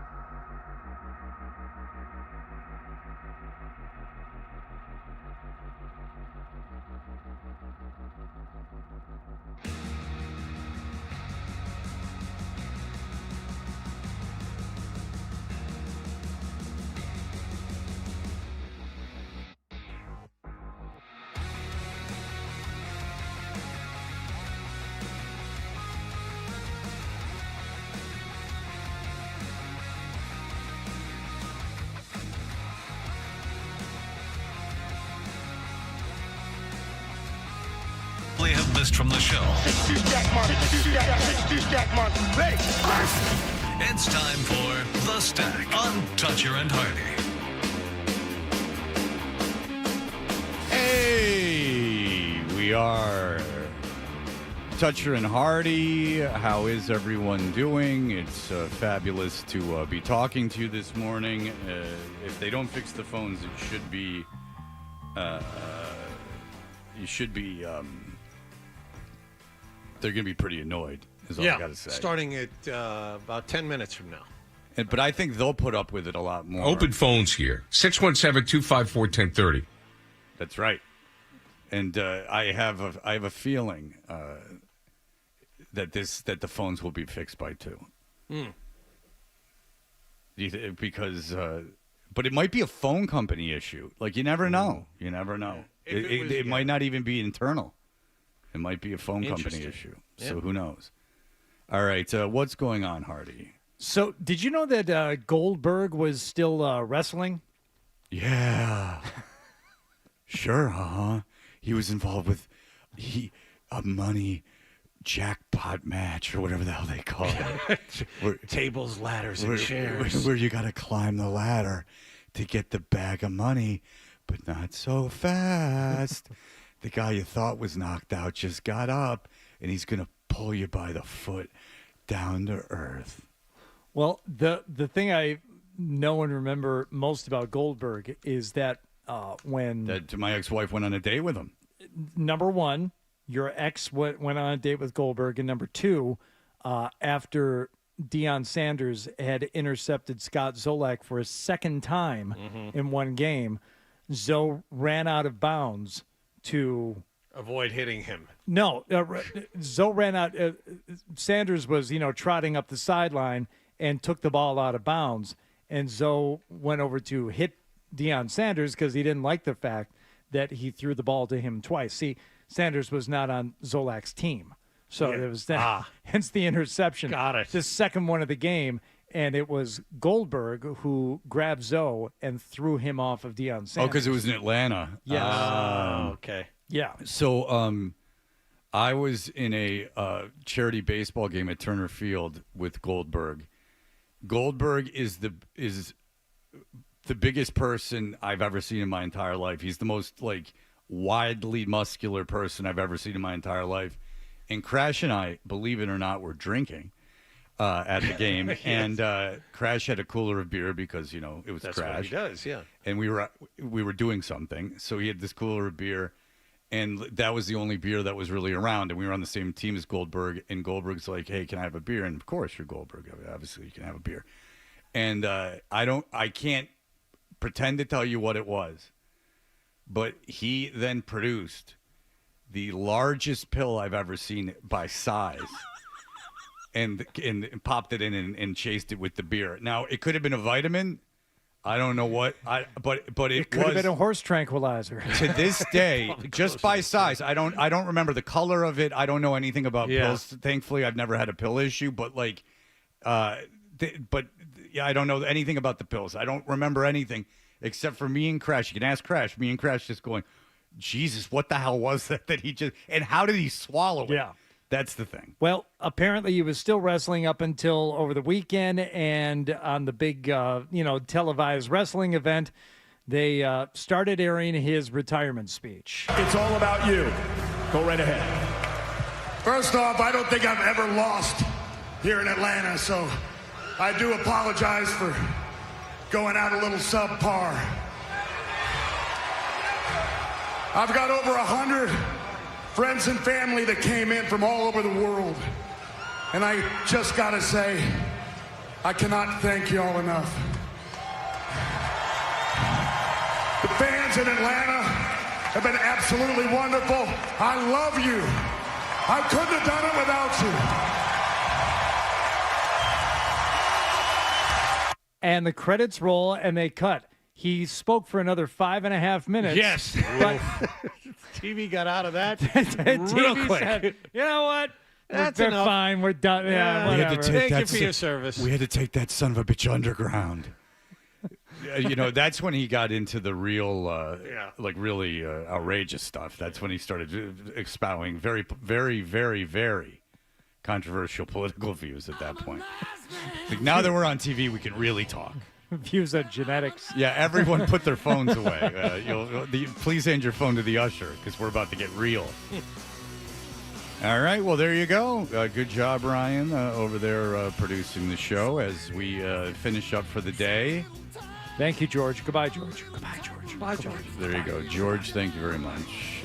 That'll do it for us on this truncated week for me. And I'll be listening to Eddie Trunk today. They replayed his Jim Irsay interview this week. Oh, how was it? It's not, Jim Irsay talked a lot. Jim Irsay's an interesting guest. Eddie threw in a lot of things about how he had his own. Eddie led into the interview by talking about how he was having his 40th anniversary on the radio thing and the luminaries that would be there. Because a lot of crossover? Yeah, because Irsay was having his own event. So Eddie had to let it be known, like, we're cut from the same cloth. I'm having an event as well. Hey, I got Lou Graham stopping in early. Stopping by. Real quick, Ryan, and then we'll end. You know what was controversial about Eddie's event, according to Eddie? A lot of people are like, why is it in Vegas? Why isn't it in New Jersey where you started? And he goes, I got a place in Vegas. I got a place in Jersey. Vegas is home now. Whoa. He said, maybe if I'm lucky enough to get the 50th, we'll do it in New Jersey, but to be determined. All right? TBD. Well, who knows what Eddie's up to? All I know is the world is watching. That'll do it for us. Everyone have a great day. Bye. Talk to you tomorrow. Toucher and Hardy.